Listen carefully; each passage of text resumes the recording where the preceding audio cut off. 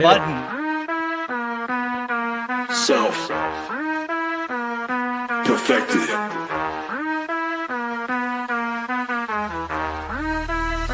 Let's go! Come and get the news, get some common sense too. Breaking through the filter that's been clouding the view. Step out the algorithm, take back control. No bias, no opinion, just pure gold. Tune in, wake up, it's time to reflect. What's best for all is what we dissect. No spins, no games, just the truth in your ear. Self-perfected, making things clear. So if you're ready to see and you're ready to choose, come and get the news with the common sense view. Self-perfected, making things clear.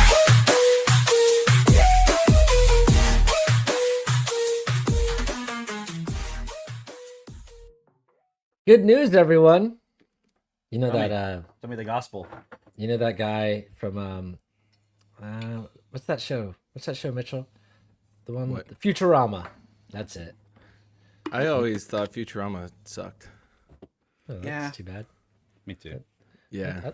I thought some things were funny. They had a trope where it was what's the guy? The only that- value from that whole show is that we got that meme of the guy who I don't even know his character. Fry. Yeah, where he's Yeah, like, how could I get passionate about a show where the guy's name is fucking Fry? why not? Okay, well, you could sell me on a Drake, but anyway, what was your point? I was gonna say the doctor, the old guy. Oh yeah, he's He- funny. He always comes in and he's like, "Good news," and then he says something that's just like fucking terrible. But anyway, It's like Netanyahu.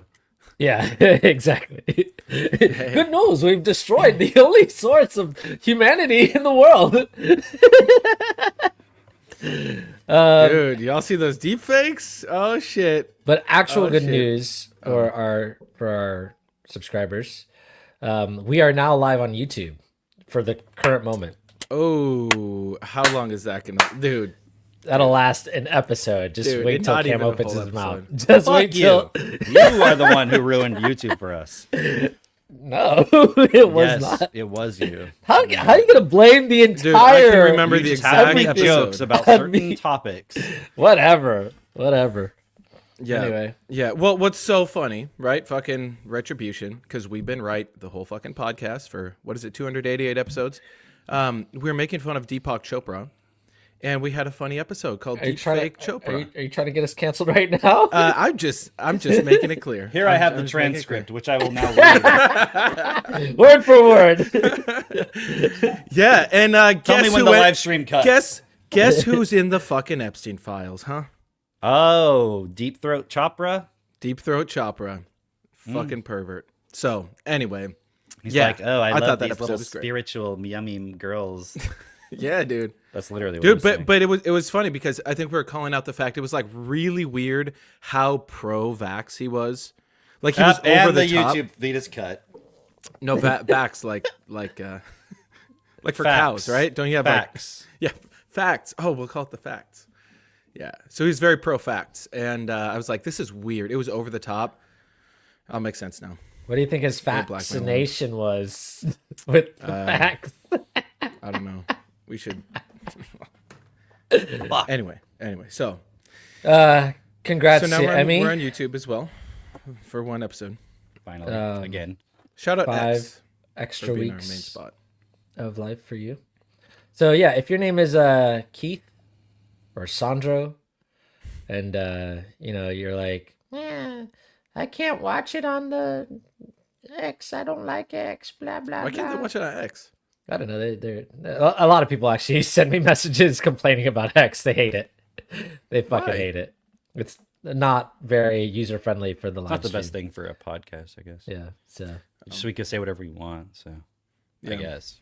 Yeah. Well, apparently, I don't know. There's probably certain You got your certain trade-offs. certain things you're not allowed to say. But Cameron, I see your live streaming on Kick. Tell us what's Dude. been happening. Awesome, dude. Yeah, we could talk about Kick for a second. That was a whole interesting. I never heard of interesting- Kick until you talked about it. I only heard of Twitch. It's basically like the Rumble. Are they of just Twitch. programming people with like fucking things that will Twitch, like kick, like rumble. Let me just show you, okay? Let me just show you. programming the fucking masses. It kind of blew my mind because I was thinking about doing this for a while. I got permission from my wife. She said it was okay to do it. She encouraged me to do it. Wow, your wife encouraged you? Yes. Wow, lucky Good you. wife right there. Yeah. Whoa. See God. Kick like heard Kick, Emmy. You got some ass kicking to do.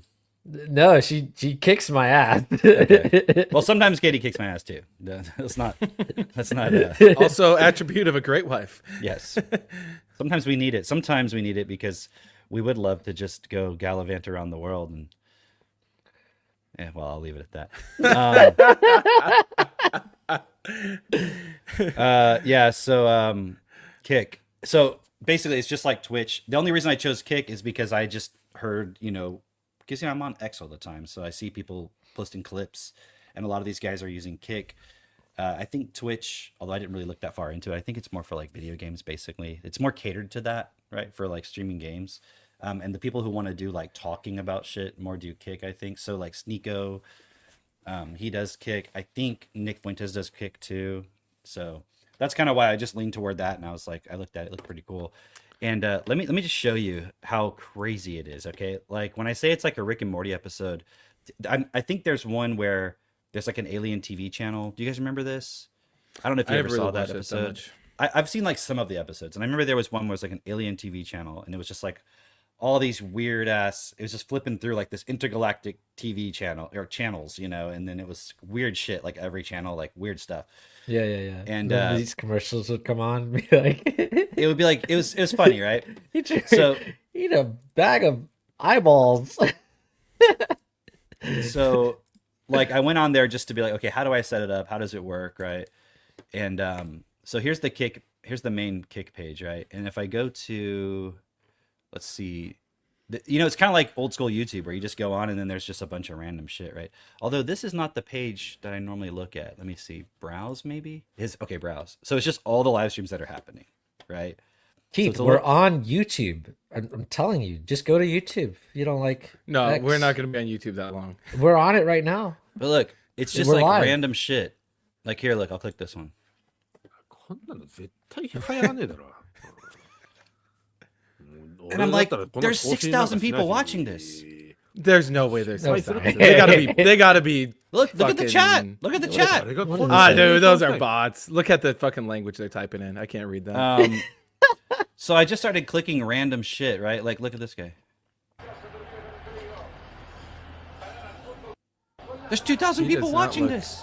Watching him what? What is he doing? I don't know.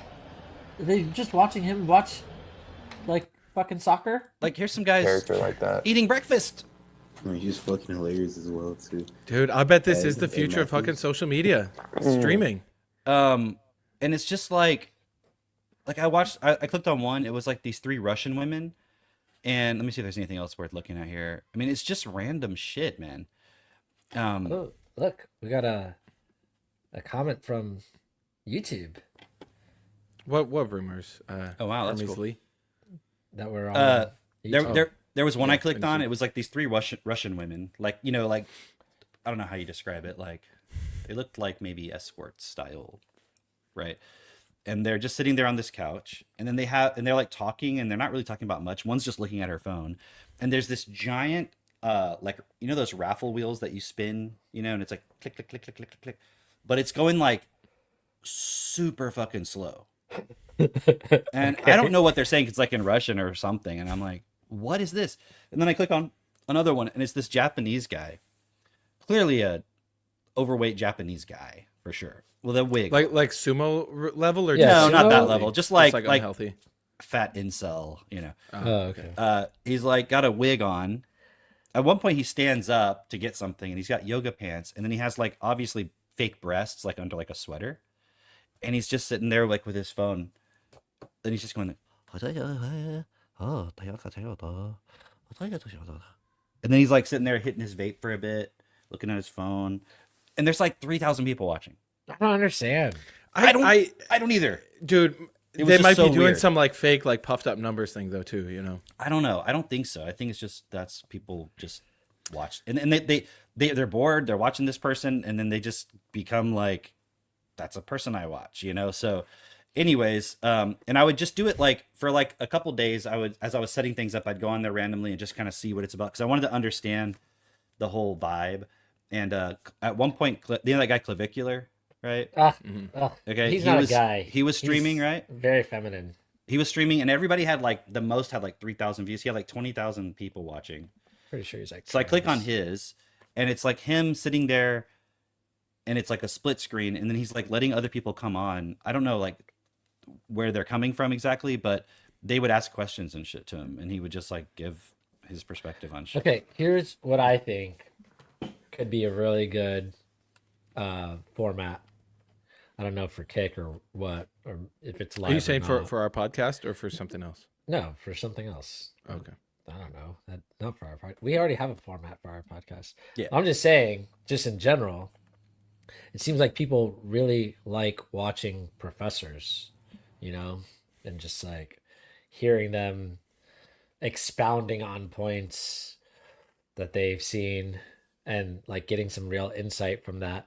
I think that would be really cool. Maybe you could do that, Cam. Professor Cam? No, I'm not doing that.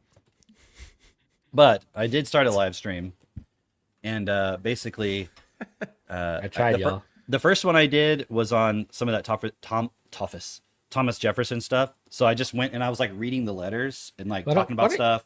Why don't you tell the people here about Thomas Jefferson? Because they're not going to go watch your They kid. Yeah, 'cause wasn't Thomas already Je- watched it. Most of these people here, they were on the stream. Okay. No. Well, Well, I, I know didn't some see of it, them so were. you got to Yeah. expound. Well, did we not talk about this on the last one? No, because Oh, okay. if I'm not mistaken, it came from the Mark Andreessen thing first, and then like didn't that morph into this Thomas Jefferson thing? No, 'Cause he no, was- no. Mark Okay. Andreessen it's not related? was saying something, had and nothing then to do Cam with- did Oh, it send wasn't stuff related? after that. It wasn't related to that though. Oh, okay. Well, I'll explain that in a second. I'll come back to that. So, insert what I'm going to say later here. This is what I talked about, Thomas Jefferson stuff. And it was cool because I think it was Sandro or somebody messaged me and they were like, hey, that was really cool. Because my point was, instead of me just telling you about what Thomas Jefferson thought to like prove my point, why don't we just read it? So I was reading those and I'd go to the next one. So it's kind of like what we do here on the podcast, but like super like just whatever I want to do, zoomed in, autistic level, like fucking connecting all sorry, these dots, you know? guys. So, you know, we would sorry. spend like 20 minutes on a topic. This is like, I can just talk about for 2 hours. Listen, I know what that's like, guys. We try very much. Like Cam gets his way a lot on this podcast, but we try to wrangle him in. No, I have to. I don't know, accommodate. Drake. You You- need some wrangling sometimes too. Shut Yeah, the fuck up. we're back on YouTube. I'm like the cowboy. You're Yeah, no, exactly. I'm like the chariot, and like I got Cameron over there's one horse going Yeah. fucking crazy. Drake's Yeah. over there too going crazy, but in his He's own over there way. trying to eat He's grass. kind of like dancing, right? Listen, He's like dancing to some like Zydeco beat with like some Frank Zappa. You've got some pretty. I'm here on the You got a chariot tough having to job. represent the people. Yes. Yes. And then You're the it's like the chariot driver. Coliseum around us, all these hecklers in the comments, you know. Yeah. So Yeah. So anyways, my point is I just get to go deep dive level on stuff. So I did the first one on that. The second one I did on I'm trying to remember what the point was, but it was talking about schizophrenia. We talked about I talked about Heaven's Gate cult. Like we talked about all that stuff. I forget what the whole concept was, but anyways, it was cool.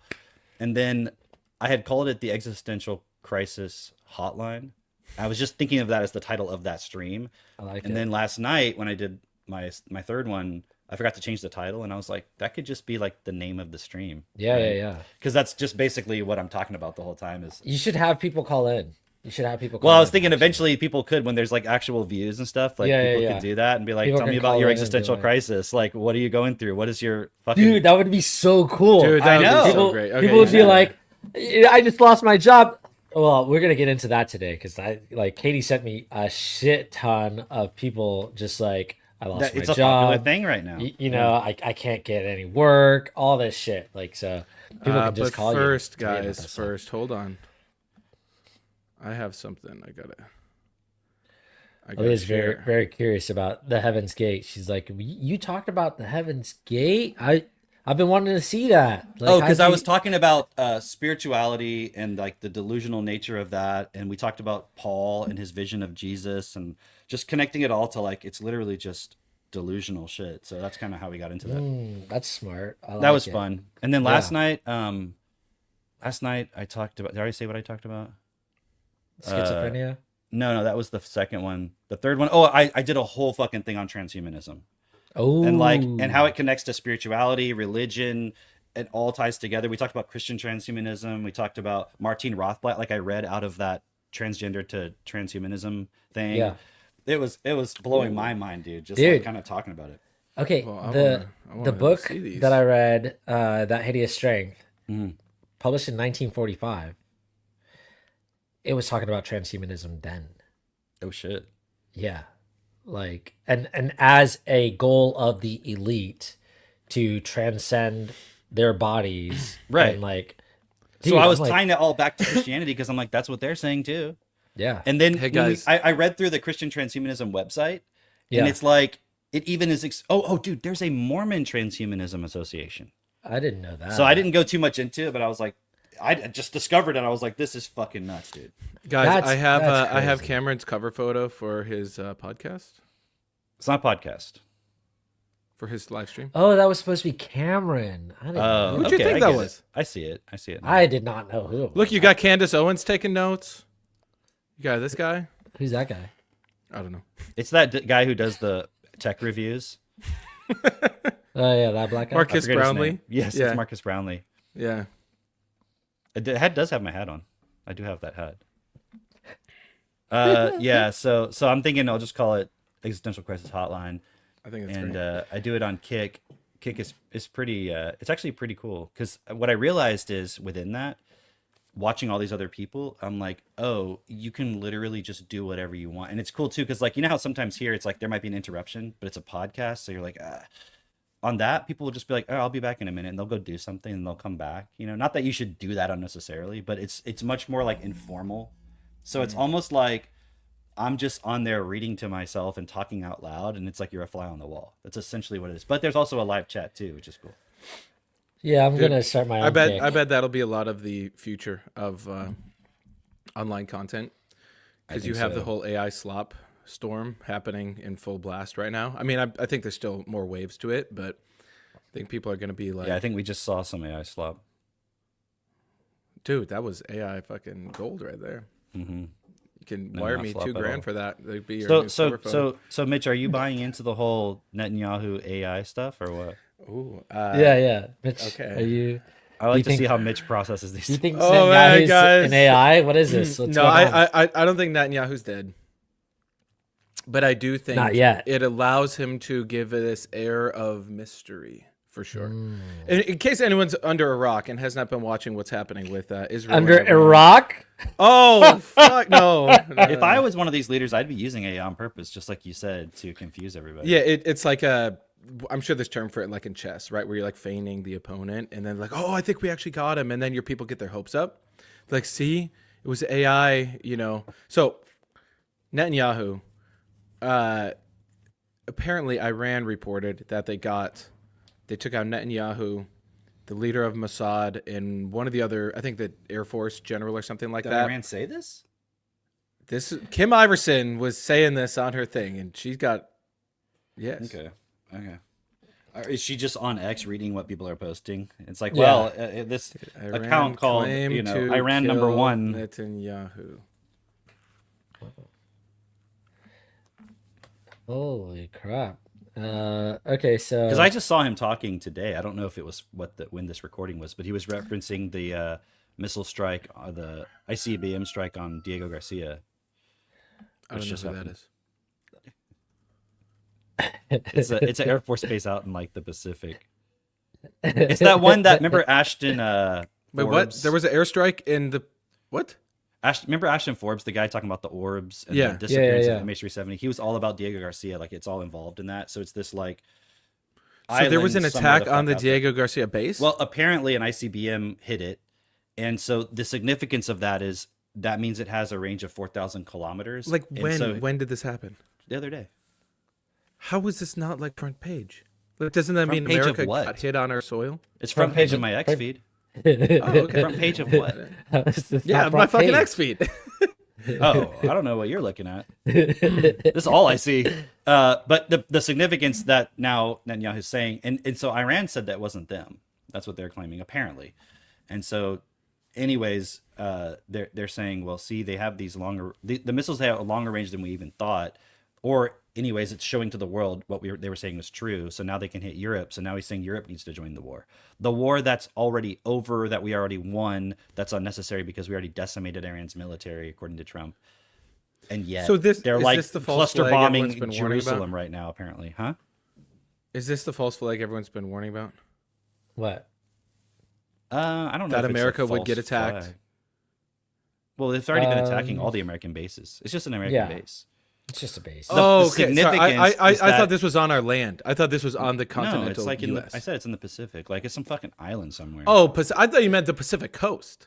I was thinking like San Diego got fucking hit. That's why I was No, like, no, no, what no, is no, happening? no, Not San Diego Garcia. Oh, okay. So it's not. I'm just, No, it's some like Obviously it's still Pacific fucked. Island base or something. It's remember the Malaysian flight.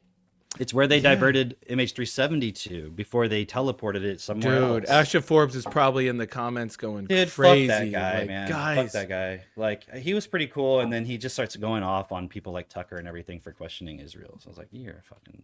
Wait, what? He's I know. I was very surprised. I was like, yeah, he got real negative real quick. Like he went like really spiteful. I was like, this is weird. "Yeah, yeah." I thought he was like the When guy people who flip questions that much, like, you weird think they shit. probably got some demons inside them. Like I don't know. What He's the probably got some fuck? weird. That's crazy. Yeah, it's weird.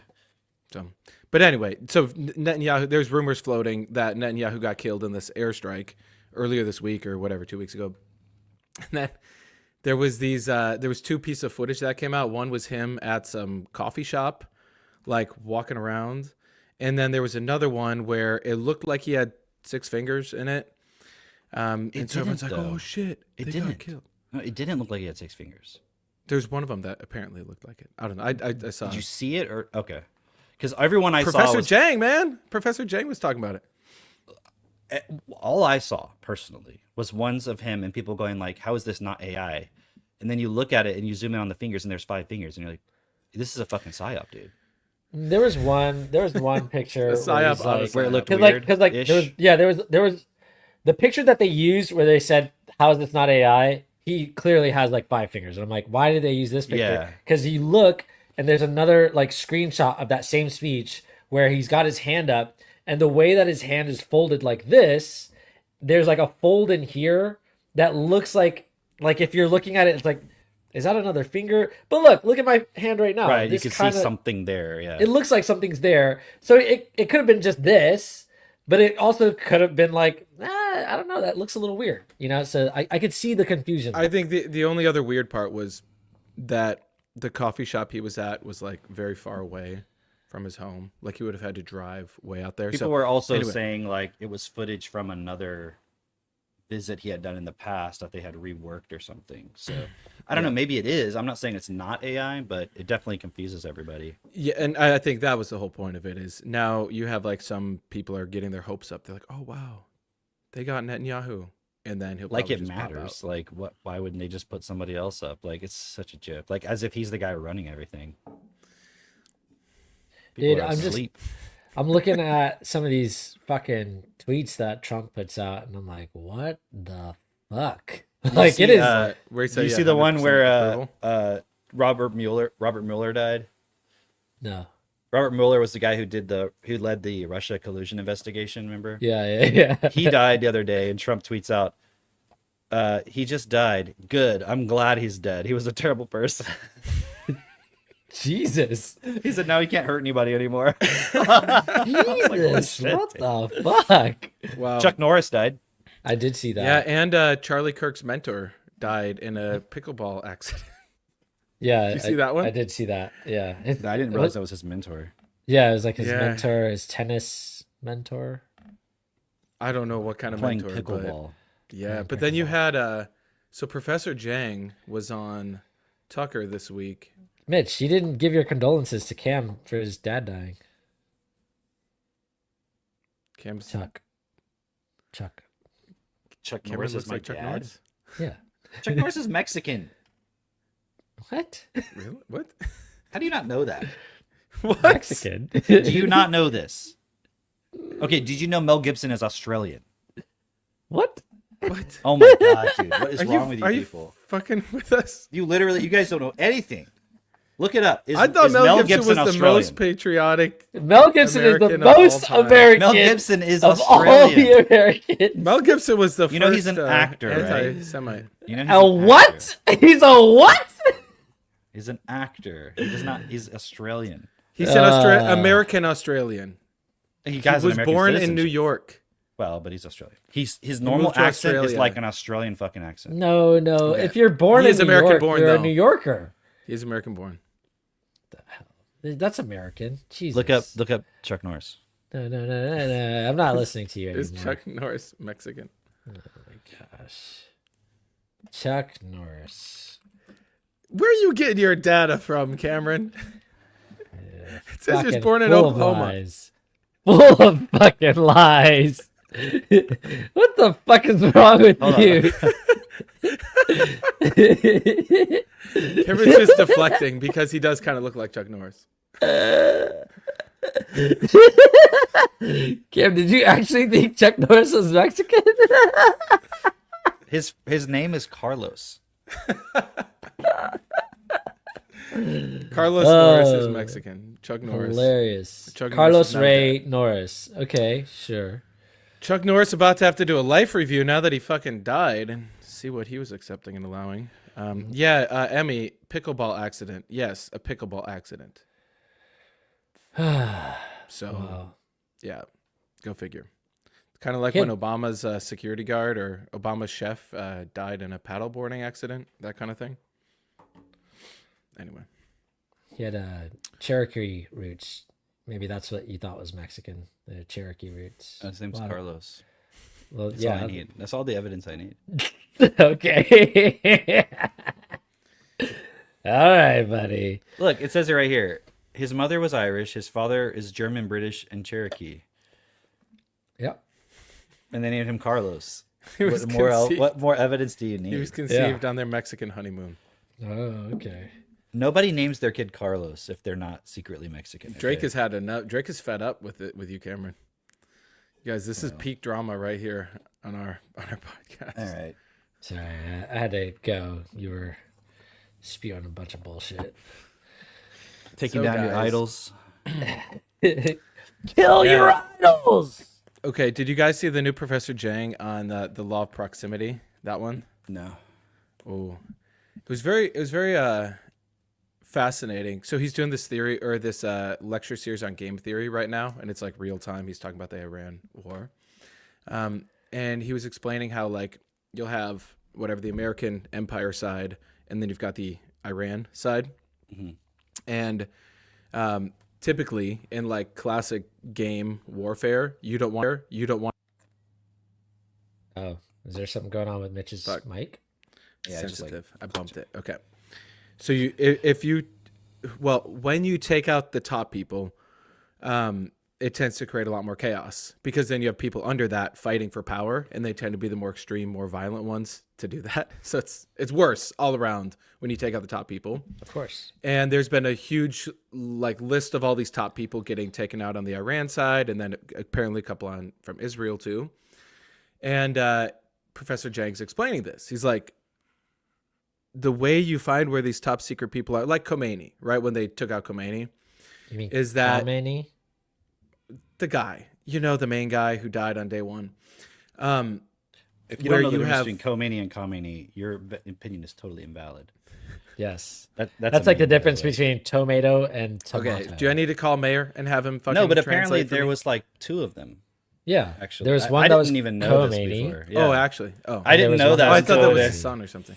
Like it I don't know. substantially changes anything, like So what's interesting though is it's like you have these, they call it human intelligence and then signals intelligence, which is how you figure out like, okay, he's probably living in that intercepting compound. communications and Yeah, information. versus like, you people actually on the have a ground talking. spy Yeah. in the room, like confirming it, right? And so he's explaining how the game theory takes on this new dimension where, for example, he's explaining with Israel how Israel's actually very divided A lot of people think, oh, it's all united under like Judaism. But if you look at their parliament, there's all these different groups that are like, some like the Likud branch, some don't like it. And so you could infiltrate and you could actually get the infighting to happen amongst the Jews. And so, for example, you could be like the second in charge party in the Israeli government. They would also be okay if Netanyahu got taken out, because then they could vie for power. Right. So it was like this very interesting dimension of it I hadn't looked at. And then he breaks down the whole, the old world order in America, and then this attempted takeover with the whole like MAGA elitist type. The Peter Thiels, basically, like the tech oligarchs. So we used to be like the power that got us here was the Democrats and then Wall Street financing. Mm-hmm. And that's kind of been the status quo, right? Think like Nancy Pelosi fucking outperforming Warren Buffett. And there's this attempted shift now of the Silicon Valley execs, and they're using the conservative MAGA movement to assert their power. Yeah. And Can't hear you. fuck. Got this fucking cord. Dude, I need a wireless cord. You need a new mic. That's It's not on though. it's not on now. It's switched to whatever. We can hear Switch to your other mic. the air in your room. There we go. Yeti. Oh, much better. Yeah. Yeti stereo. So that is what's happening though in the American government right now. Yeah. And it was very eye-opening to see that it's like a systems view on the power struggle. It's not just America versus Iran. It's like It's not just one elite that's all unified. They're actually each in there fighting Yeah, with each other. That's interesting because it's kind of like I was watching. Did you watch that Brett Weinstein, Danny Jones podcast? I watched like half of it. Yeah. was it I good? watched, I might half have of watched it. the whole thing, but yeah, it was good. Yeah. There was this part where they're talking about how, and Cam and I were talking about this actually, but they were talking about how Trump and the Clintons, like how they used to be buddy buddy way back in the day, right? And then during the 2016 campaign, like Trump was out there grabbing him by the pussy, Remember that whole remember tape that. came out where it was like he was saying that stuff? It was more than just the tape. They had it like on film, on video. Yeah, but I'm just saying, like, it was basically him saying he likes to grab him by the pussy. But they made it into like, because I remember when that happened. I remember hearing him say that, and I was like, okay, like that was like my whole response was like, it was like the great thing when you're a celebrity is that Yeah. you can do whatever you want. Like you can grab women by the pussy. They let you do it. That's what he said. and I remember just being like, yeah, like that's my Yeah, no that's shit. my thought of a celebrity. Like this is what I wanted at that time. I remember You want it to be You grabbed know, by the pussy? I wanted to be grabbed by the pussy. I was like, where do I get one of these pussies so I can get How can I grabbed? get around? Anyway, Hey, they have an answer for that now. yeah. Yeah, he can be a trainer. So anyway, but no, I remember hearing him say that and being like, it didn't sound like a big deal to me. And then watching the media turn it into like and then like all these other celebrities, like, clutching. like how could he say that? And I'm like, you're a guy, you're a celebrity, you're all about getting the Right. women. There's no fucking way that this is offending you. Like, what the fuck? They, like, it they were didn't- trying to offend the Christian base. yeah. That's really what it was about. They were trying to like get his Christian base to be like, maybe we won't go with him. Like maybe I don't want to. I can't, let people think I'm okay with that. That was literally the whole play. Right. But like I remember seeing people that I knew the way that they spoke, like Right. just like people in public. I knew the way that they spoke. They would say some shit like that. And they were like, can you believe he said it? I'm like, Right. bitch, who are you pretending for? That became the whole national conversation. yeah. And people were like, dude, women, when they get together in their little gossip circles without men there, say nasty shit too. And so that Yeah. became like the whole discussion at that time, right? So people basically anyway. arguing, yeah. Anyway, so apparently before one of the debates, like he had prepped because he knew that Hillary was going to try to use this They had against him. planted this story. Yeah. They were going to bring it up. Yeah. So then, which was like now looking back, that's pretty obvious, right? Yeah. Looking back, like seeing how the media operates. Oh, which I want to get into. But anyway, he knew that that was going to happen, so he prepped before that.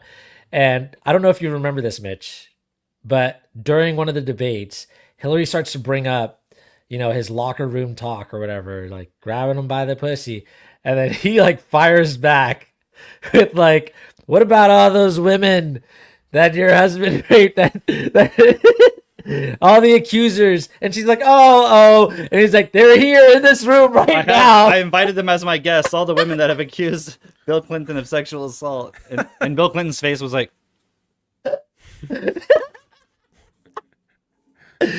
But yeah, like how fucking brutal it was a pretty that? cool counter. Yeah. So then they dropped it, and it was like, all right, she's like, I can't use that line of attack anymore, and they had to switch. Yeah. Which is so interesting if you think about it from the perspective of like, you're in their corner and you're like, all right, so here are your notes. You're gonna go out there, you're gonna use this, you're gonna use this, you're gonna use this. All right, practice that one. All right, great. And then she goes out there, she tries to use that, like boom, and she's like, not that Dude, one. honestly, those 3 debates are some of the best television I've ever seen. Like, I was watching it. Like, I remember Katie and I, we went and got like Thai food, and we were like watching it. Like when the kid, I think it was Max, was a baby at the time. He was asleep, and we're just like watching this fucking debates on TV. It was crazy. Yeah. So anyway, after that, then like, they're enemies, and especially in the public, Like, they're well, enemies. just the point Brett Weinstein was making about that was, you would think after you did all of that and like brought all that up, like, okay, you guys are not friends anymore. They used to be friends. You went this far at each other. It's pretty much over at this point. They went all the way in attacking each other, right? So that was kind of the starting point of what he was saying. But then, what Danny Jones was bringing up was like, well, at the end of the what's it called? When a lawyer sits across from you and they're Like a asking you all the deposition? questions. A deposition, thank you. I just slipped my mind for the moment. Okay, at the end of the deposition, right? It's because I wanted to say, This is recently. yeah, Yeah. so you know how like everybody's being deposed. There, About that was the word I Epstein. was looking for. About About Epstein, right? What does depose mean? A lawyer sits across from you and asks you a bunch of questions that are on the record that they can later use in court. I used to transcribe the deposition notes for this lawyer when I was in college, because they would just ask questions. They would take that information, they would use it in the trial to be like, okay, well, you said this. It's like they're to build their case. Wait, It's you basically would taking sit statements. in the room. And No, he would transcribe? have these like notebooks, like yellow, those legal pads, and I Yeah. would just have to go through and read his like scrabble and like type it into a computer. Read it, scribble, scrabble. Better not fuck it up. The fuck are you writing here, sir? Yeah, seriously. Anyway, so yeah, they're like basically, you saw Les Wexner get deposed, right? Abercrombie's Victoria's Secret guy. Remember he was the Also, old Bath guy. and Body Works apparently. Wow, Of course. he wanted to be all over your. They had all body. those I saw chemicals. I Dude, saw a that's Whitney probably- Cummings thing where she was talking about like our whole childhood, because she's probably my age-ish, and she was like, our whole childhood like was go to Bath and Body Works and so forth, and like smelling the ocean breeze candles and the Caribbean night, and she's like, why is it all island themed? Who ever wanted to smell the ocean breeze at the Caribbean? Why is it all about the islands and the ocean, right? And then she was talking about the weird Yeah. hatch they had at Epstein Island to like apparently drop bodies or something into the sea. It's like, fuck. Oh shit. You want to smell like Damn. the ocean? You know what I'm saying? She was like, they were like, dude, and think of Nickelodeon and Disney Channel too. That was like the others. That's like gives you that sense of nostalgia. Now you're like, holy shit, all Dude. of them were in on this. All of them. I'm sure you could find the Nickelodeon guy, like the head guy of Nickelodeon. I'm sure you'd find his name in the Epstein list. Dude, it was like a big thing. Like, Oh, it was. His name was in there. yeah, what's his name? I don't know his name, but I'm positive of it because he had an obsession with children's feet. He was one of like the anyways, original back on foot track. fetish guys. Okay, I don't want to go there. We have 2 horses from the gates of I'm hell. the other horse being like, dude, gotta go there. Ah! Apocalypse. Anyway, so what was I saying? Oh yeah. Do you remember though during Les Wexner's deposition, his lawyer leans over to him and he says, like, and you can hear him, he's whispering, but you can hear him very clearly say, if you answer another question with more than 5 words, I'll kill you. I'll fucking kill you. I'll fucking kill you. And Les Wexner's like, so yeah, anyway. Craziness. So, but at the end of the deposition that they took Bill Clinton's deposition, obviously, because he was there. They took Trump's deposition. At the end of Bill Clinton's deposition, he just said, you know, he goes, and he wasn't even asked. He's like, I just want to I just want to voluntarily offer this statement. yeah, you know, for the record, I think Trump is a good guy. I don't think he did those things that they're saying he did. You know, and yeah, just, you know, he's a good guy. It's just okay. And then Trump did the same for him. Trump Like later in his just, like, statement, Trump's like, you know, Bill Clinton, I always liked him. He's a good person. I think they overblew a lot of that stuff. He was. So, Yeah. So Brett Weinstein, or no, it was Danny Jones, was like, isn't that weird that suddenly they like are having each other's backs and it's all about the Epstein files? Like, that's fucking weird. yeah. And I was like, yeah, that is weird, actually, because I hadn't put that together before. They were supposed to be mortal enemies. Emmy says if you look up SpongeBob's address in Google Maps, it goes to Epstein's Island. Oh, is that What? Emmy? I thought that was Julius. No, it's Emmy on Julius's account Oh. on YouTube. Yeah. So anyway, Is that true? I don't know, but she said it. So I mean, she's married to Julius. They He would know all know. things SpongeBob. He would fucking know. Huh. That's kind of weird. Is this That like a Chuck is. Norris's Mexican sort of thing? Yeah, yeah. Okay, hold on. So I've got the address. Oh, Okay. SpongeBob's address. 124 I just googled it. Apparently this is a thing. Okay. I wonder I'm if gonna he go- named it after that. 124 Conch Street, Bikini Bottom. That It goes can't be a to real- goes to a car wash in the Bahamas. Hey guys, we're gonna be in the Bahamas. A grill and car wash. Wow, what a unique business model. All right. I think All he's right. just trolling That's us. a Chuck Norris's. You know, we Mexican. can't read sarcasm into a comment, so I heard something. I saw one of those posts on X, but it's like, guys, it's how fake news will get you. Post that thing on X. It looks official. You start thinking that his name is Carlos fucking Norris, and then well, it is Carlos Norris. That part is real, Mitch. His name actually is Carlos. All right. So, yeah. You thought Chuck was his actual name? I don't know. I thought Chuck Norris was probably just a stage name. So, do you want to hear about the Thomas Jefferson thing? Yeah. Yeah, that's what I'll I give you wanted to my talk about. my summary. Can you explain for our Germans who don't even know who Thomas Jefferson is? He's one of our founding fathers. Thomas Jefferson. Well, that was like French. Yeah, I'm not even gonna try, dude. Wait, do an Arnold Schwarzenegger voice. I can't, dude. Third president. It's terrible. That's who it is. What the fuck was that? Third president. I have never felt ashamed in my life until now.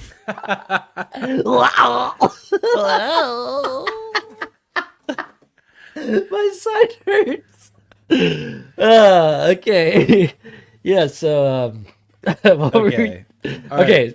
Thomas Jefferson, one of our founding fathers, third president of the United States, wrote the Declaration of Independence. He is like of founding fathers, he's very high up there. He's one of the guys. Right? He's like one of the guys, like George Washington, first president, very high up there. Benjamin Franklin, not even a president, but also very high up there.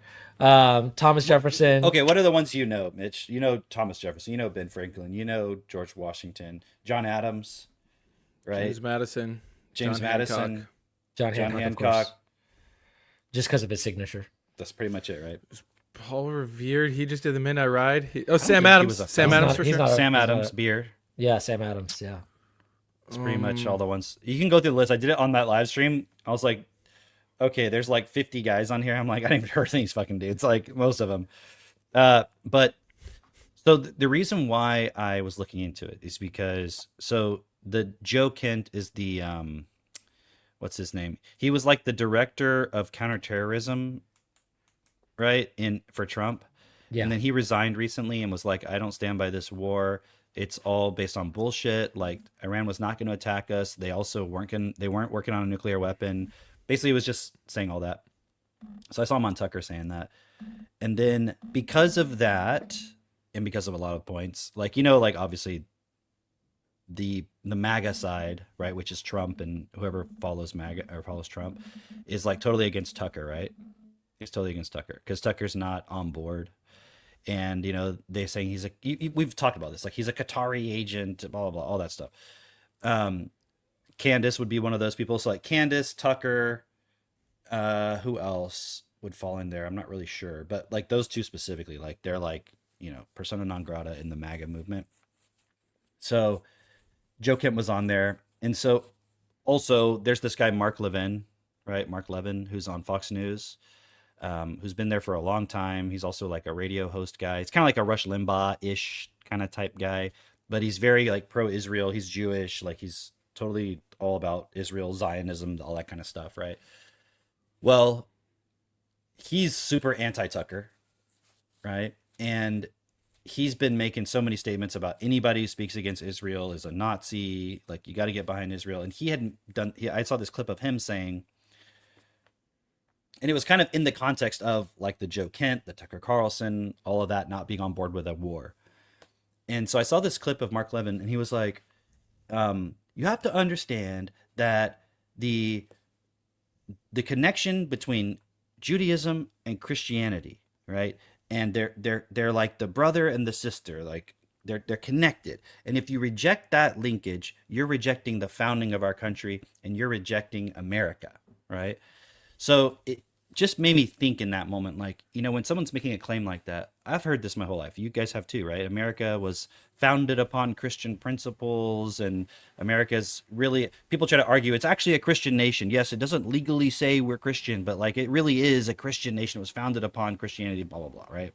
Judeo-Christianity is the foundation of Western civilization, all that stuff. So I just started thinking about that, like, is that actually true that we were founded on Christian principles? So then I looked up Thomas Jefferson, and the first thing I came across was some letters that he wrote. He wrote a lot of letters in his life. That's just how they talk to each other, right?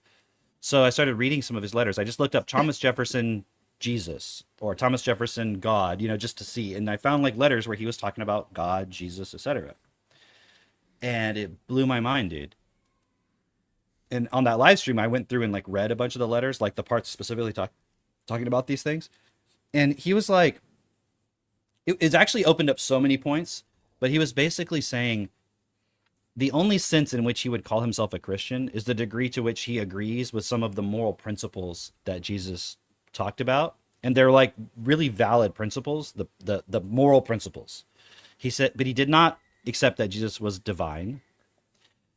He didn't accept like the miracles and all that stuff. He was just like, that's like, he gave this really cool example, and I love the way he writes. He was like, when we read history, like Livy or Tacitus, he's like, the degree to which they're talking about actual events that are within the laws of physics and nature, we kind of take it on their authority that, they're talking about things that happened.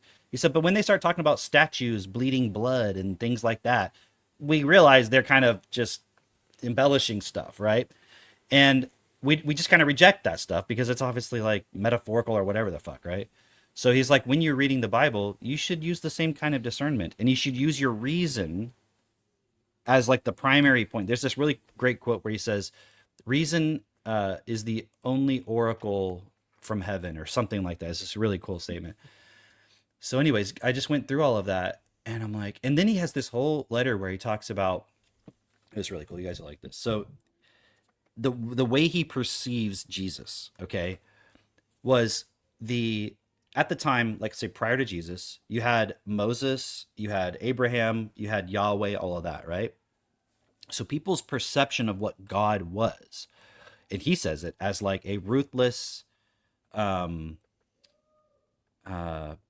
like basically like a brutish, like controlling, warlike entity, right? And he said Jesus came along and it was giving people another conception of what God could be. That it could be something that's actually caring and kind and hold you to those standards, not just the standards of like might makes right, essentially, right? And he said, we have to also forgive Jesus's statements that sometimes seem contradictory to a certain level, because you had to realize he was in a culture where that was their acceptance of what God was. He was trying to bring another perspective in, and he had to toe the line between, you know, following their laws versus getting across what he wanted to say. And he was saying like the priest class was like the worst people. Like they were the ones, they were following all these arbitrary laws, just thinking if I just follow these laws, I'll get in with God. And he was like, so Jesus had to play with that. And it was funny because we had talked about this. Remember when we talked about him saying like, aren't you all gods? Doesn't it say that in your laws? And I was like, was he lying or was he being clever? And it makes more sense if you realize he didn't think he was saying he was God. He was trying to do something else, right? Because otherwise, if he was God, he would just say like, "Yeah, I'm God." Like that's what I'm God. fucking telling you guys. I'm telling you guys, right? Yeah. So it was cool because like when I read Thomas Jefferson's letters, I'm like, oh, he actually saw that too. So that's Thomas Jefferson, and there's a lot more to it. I went through it on the stream. I'm not gonna do all that right now, but just reading it, I realized, okay, he definitely was not a Christian. He did not. He and he even there's other parts where I was reading another letter, and he was like, yes, I too am an Epicurean, because I agree with these parts of Epicurus. Like, so he wasn't saying he was a Christian. He was like, I totally reject all of that. He made his own Bible, apparently. I haven't looked at it yet, but apparently he just took all of the cool stuff that Jesus said as moral precepts, and he made his own Bible, and there's no Old Testament in it. It's just like the stuff that he agreed with Jesus on, and that was his Bible, right?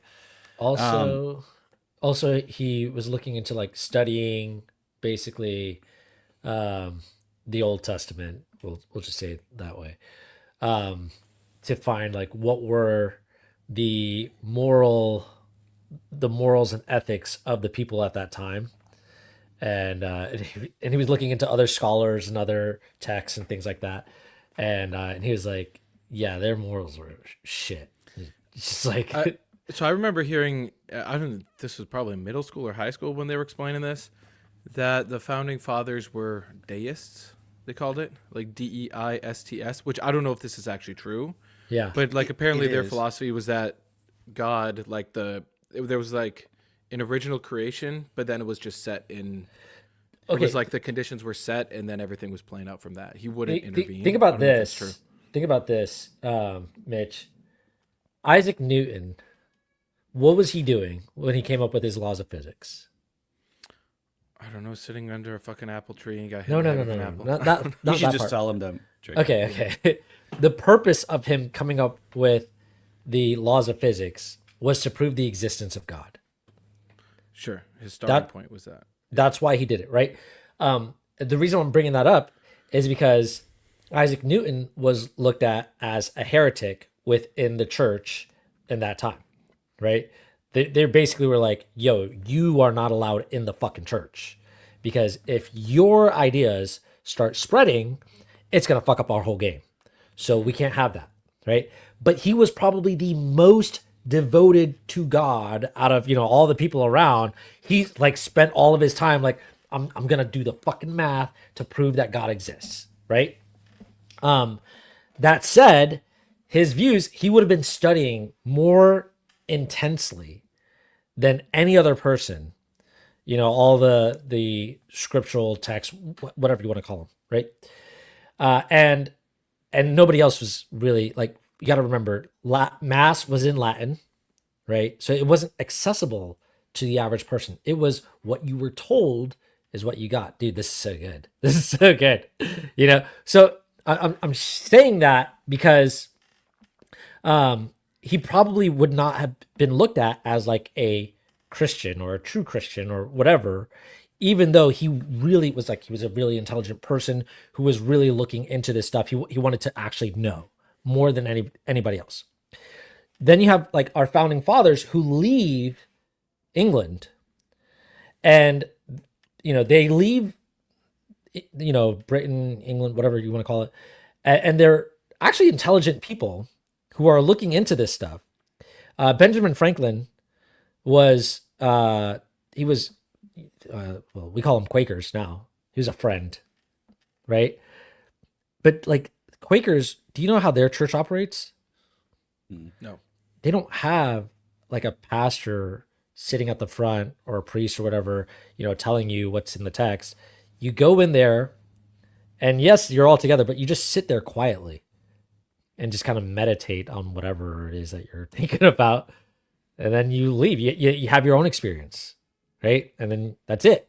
That's their church, right? For like 30 minutes, you sit It's like there. a time to slow down, reflect.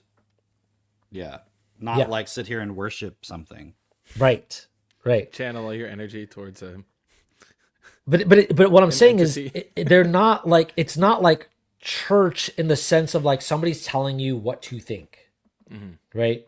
And I think that's really significant because what most people have as a conception of church or Christianity is basically what you see today, where you go to a church, whether it's a Catholic church or a non-denominational or whatever, and somebody's at the front, they tell you some things, there's music that plays, there's a ritual that happens regardless of how traditional that ritual is. There's some ritual that takes place, and then you leave, and you're told what to think basically as you leave. Yeah, And you're there's- there to follow along. Right. There's no reason for you to really actually open your Bible and read on your own. You're doing it in church and they're telling you what to read and what to think about what you just read. Right. Whereas these guys, what they were doing was they were like, nah, I actually want to fucking know. Like, don't tell me. Let me look at it myself. Let me investigate. And Thomas Jefferson even says in some of his letters, like, hey, when you go into reading the Bible, like if you look at it not as like this is the truth, without the presupposition that there is a God and all this, or that Jesus is trying to claim that he's God, if you just read it objectively, don't be alarmed if you come away thinking there is no God. Like, don't be like, he's like, be open about it is what he's basically saying. Like, it's okay. And he's like, this thing needs to be questioned because so many people already believe in that. They already follow that. Yeah, Right? and he makes this point too of like, don't go based on the assumption that these people are divinely inspired. Like, put what they're saying to the test to see if the inspiration makes sense or not. Like, and there's even a point where he says also, he was in this one letter, he was like, I encourage you to also study the pseudo gospels, meaning the ones that weren't accepted by the councils of the Apocrypha. church.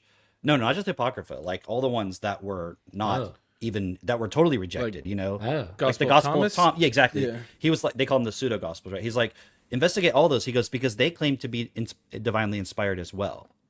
So not to say that therefore you should believe it. He was just like, you shouldn't, like, it doesn't make sense why it would be rejected on the basis that they weren't inspired, because they claim to be inspired just as all the other ones. So that shouldn't be a basis for accepting or rejecting something, is the claim that it's inspired. And he said, like the historians, they could claim to be inspired by God about talking about the statues bleeding and stuff like that. He's like, but we reject that because it doesn't make sense within the natural laws of what we understand, right? And the other thing too, to kind of further your point, is that in that time period, it was kind of just accepted that there was a creator. So when we say, oh, they were deists, as if it's like a little foot in the door to like, actually they were probably down with Christianity. It was just the accepted thing. And he even said that about Jesus. He's like, probably Jesus at some level thought the things he was saying were inspired from above, because what he was saying was so radical and like so like he used the word sublime. Like he said, he has the most sublime moral principles and the most sublime idea of God. So imagine the way they're looking at it back then is like, okay, there's this version of God. Jesus comes and says God could be a different type of thing. And they're like, yeah, that's way better than the fucking God you were telling me about in the Old Testament. So that's cool. That makes a lot more sense. But they were not questioning God itself. It was like, yeah, he also makes this point of like, and think about the time that Jesus was, walking around, like what people believed in, like the whole culture would have been, there was God already. So like, of course he's going to be thinking in terms of like divinely inspired, you know, Right. because So it's like yeah. he. But the point is, he was really going in and like looking for himself at all the points, not just making an assumption based on, well, this is the word of God, so I gotta make sense of it based on the fact that that's what it is. And that's what I want to get into just real quick right here is like, because Cam's been making this really great point of if you can't read, then you have to have somebody tell you what it means. And then you have to accept that. You don't actually get to question that. And then if somebody else comes along and tells you otherwise, you're like, yeah, but that conflicts with what this authority back here said and what I assume everybody else believes. So I can't accept this different thing that you're saying. Right. So this whole go ahead. Well, no, I was just going to go back to the church being in Latin, the mass being in Latin. The average person didn't know fucking Latin. Only Right. the elite knew Latin. So it's not like you could go and, you know, cross-reference like, wait a minute, this is what it says actually. And you said this word, which could mean that, but actually it means this in this context. And people can't do that today, obviously. But when you read Jefferson, he's like in a whole paragraph, like writing in Greek. You know, and Yeah. like he'll Like like for they, what- they what fucking purpose? knew, huh? Like, why would he switch? Because the over? people that he's corresponding with can understand Greek and Latin, so like And he'll he- be able to write a whole paragraph in Greek.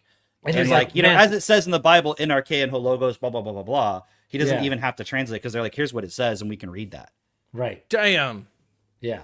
And he's like, isn't Damn. that like, and he's even making the point of like, man, the way that this is written, isn't that so beautiful? And you're just looking at a bunch of like Greek symbols, like the fuck? And so the bigger point Delta too, Sigma, what? because I want to tie down that point you were making about when you can't read. Yeah. Because to tie it back to the whole original point of what we're talking about is when I went through school, you know, because you're like, I could read to some degree, but most people couldn't even read to that degree. But even within my ability to somewhat be able to read at the time, I wasn't going and reading the letters of Thomas Jefferson. Like when we're doing the unit in school on the founding fathers, like it's just, here's the information, you got to repeat it back. Okay, fine. I'm not going to go spend extra fucking time reading about stuff because I have no interest in it. I didn't see any value in it, right? So the school system is leveraging that, the fact that it didn't teach you to read very effectively for most people at all. So we're going to have to just summarize and tell you what it all was happening and what it all means in the conclusion and so forth, right?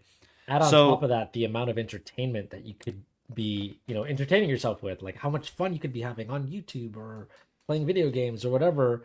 When are you ever gonna go and Right. sit and watch, you know, read? But Thomas it just showed me even more how much the school system is part of the psyop because they don't teach you to read and then they don't work on that point of being able to read. They don't encourage you to read outside. They have everything written down in a very like, you know, low reading level. And then so later they can tell you things like, yes, we were founded upon Christian principles. Like Mark Levin can say that, and most people are like, yeah, definitely, that's true. But I'm like, okay, is that true? So I go and I start reading the letters, and I'm like, it's not fucking true at any level. And this is just Thomas Jefferson, okay? And if it was just Thomas Jefferson, I could be like, okay, well, it's just him. Start going through the fucking list, dude. Look at John Adams. Look at all these guys. There's only like maybe one example of one of the founding fathers you can find that was like hardcore Christian and believed that it was really important. But he was like, yes, but I'm still open to the idea that we shouldn't have like a national religion and so forth. But I believe Christianity is really the best thing and so forth. But most of them, like the vast majority, were not at all Christian. They were like, we don't need to bring any of that in here. It's irrelevant. So then you start asking yourself, well, what are the Christian principles then? Okay, maybe it was all just, they didn't have to talk about it because it was all in there anyways. Because that's what they'll argue on the other side is, no, but the actual, like, the principles on which we're founded are still the only found in Christianity. And I'm like, which ones? Okay. Like free speech? That's in the fucking Bible? no. Also, It's not in the Bible. on top of that, you have like, as an example, Jefferson saying this Christianity that exists right now needs to die. Like he's explicitly saying that. He's explicitly saying like this is some bullshit that people believe in. And it needs to die. And he's hopeful, he's optimistic that it will die because the education level at that time, he's like, you know, we have education, we have time, you know, people can go and read through this and they can see for themselves that it's bullshit. And so like we Yeah, had there this really- wasn't McGraw Hill back then telling you the summarized Right. version. It was just Right. only the actual fucking documents that you could Right. read. Right. And so then, you know, you Wow. fast forward to fucking Rockefellers and that's all. Well, I remember in the John Taylor Gatto, I think it was in the Underground History, that huge lecture he does, where he's talking about how Common Sense by Thomas Paine Yeah. was literally common reading back Yeah. then. Like, try and read Thomas it. Paine was like the most anti-Christian of all. of Really? them. Yeah, he was like, no, fuck all that. Which is like, So how did it? I mean, have you got this far yet, or is this the next existential hotline? Well, hang where on, it's hang on. how did it rear its ugly head and get back in? I'll get Okay. to that. Yeah, go ahead. Yes. Go All ahead.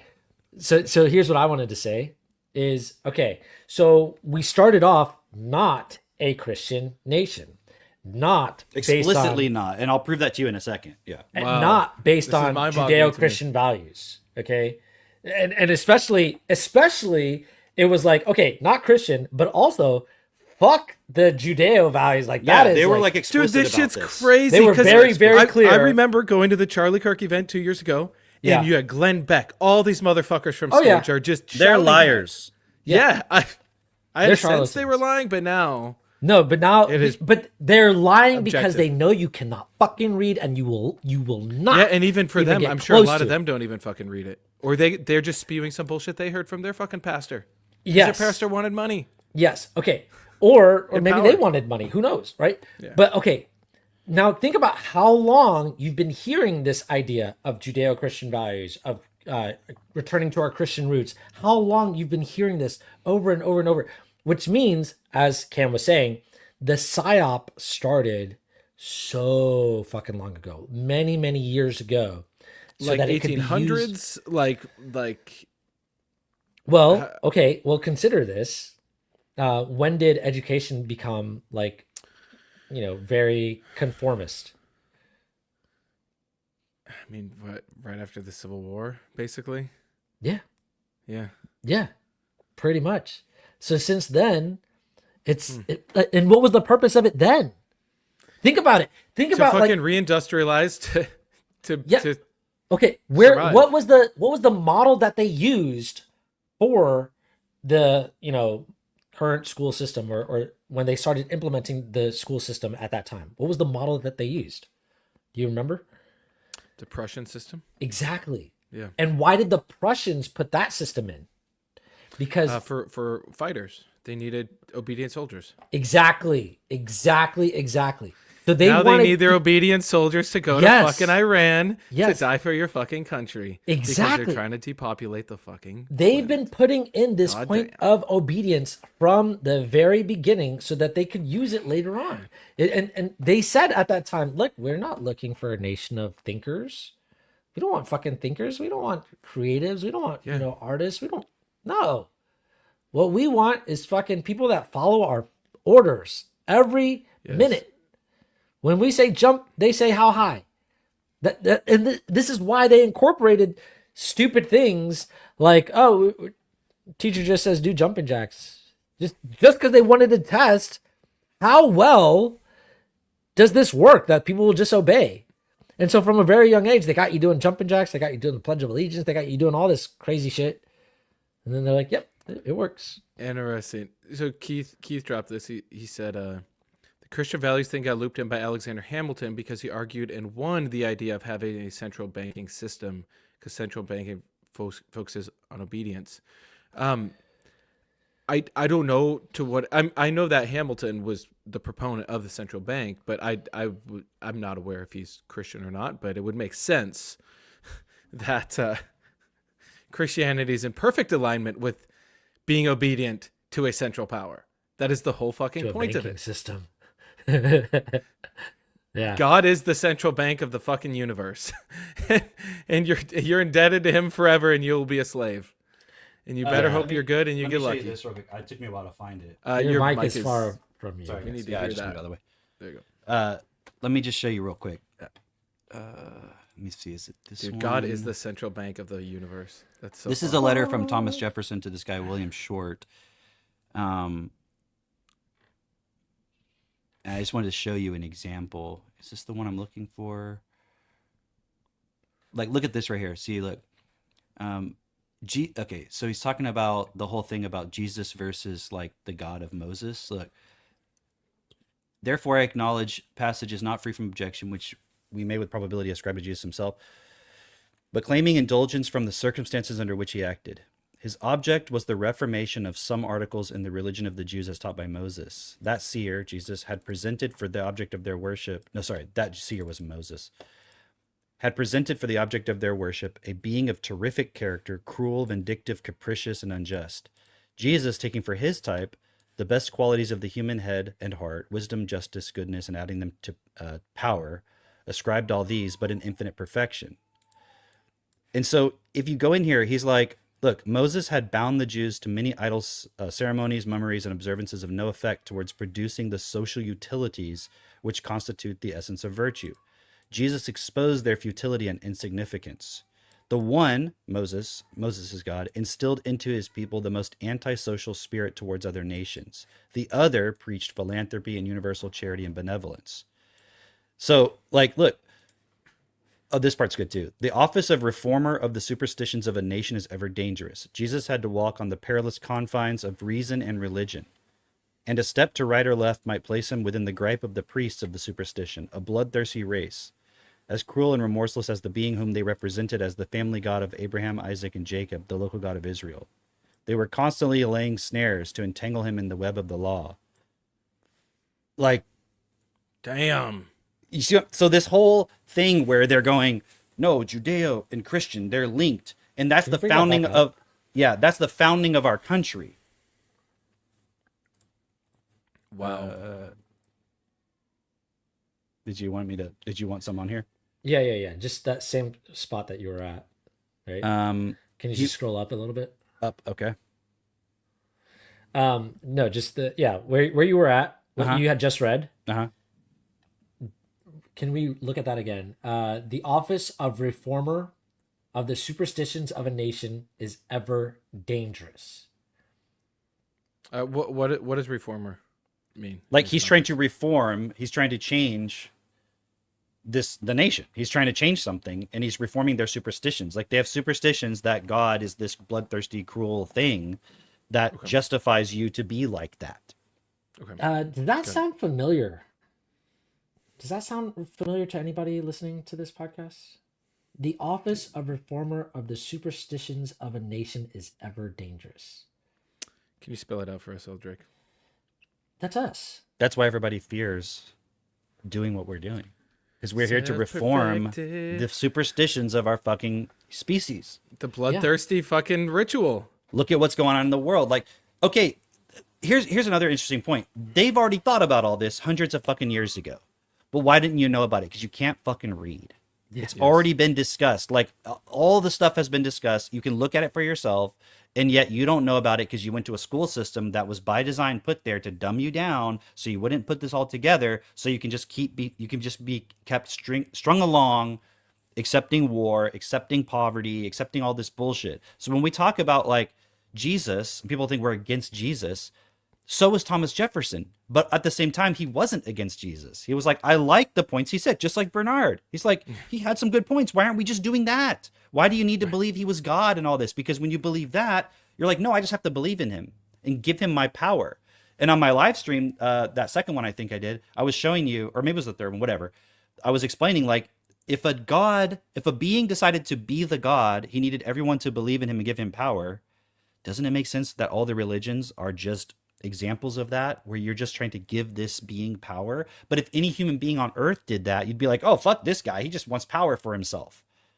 Which is like the objection people would have about anything we're doing of like, you want to be the dictators or something. I'm like, no, that's literally the opposite of what we're saying. But the fact that you would think that, are you questioning that the God you believe in is maybe that thing? Because he's literally telling you to give him all your power and worship and everything, and he'll protect you for eternity just you're afraid of dying. And then people have that fucking failsafe in their mind where then they go, well, but if I just think I'm great, like, and I just give the power to me, like, that's like, I'm separate from God. Like, I'm not worthy of that power. Like, that would just be selfish.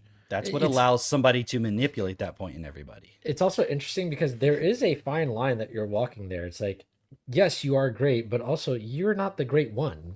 You know You're what I not mean? the one. No, no one is the one. Exactly. You're great We're all ones. in your power, but you're abusing that power by first of all, you're abusing that power by being like, no, I can't do anything, right? Or you're abusing the power by like, oh, I'm better than everybody else. Like either way, that's wrong, you know? But you could be using that power, getting everyone else around you to also see their own power and see, hey, look, if we work together, we really can work as one human body, as one machine, as equals ampersand. Equal and one. Oh, okay. All right. With God, there's a line through this one that says inequality. That's right. Okay, I got one more thing that'll blow your mind, Mitch.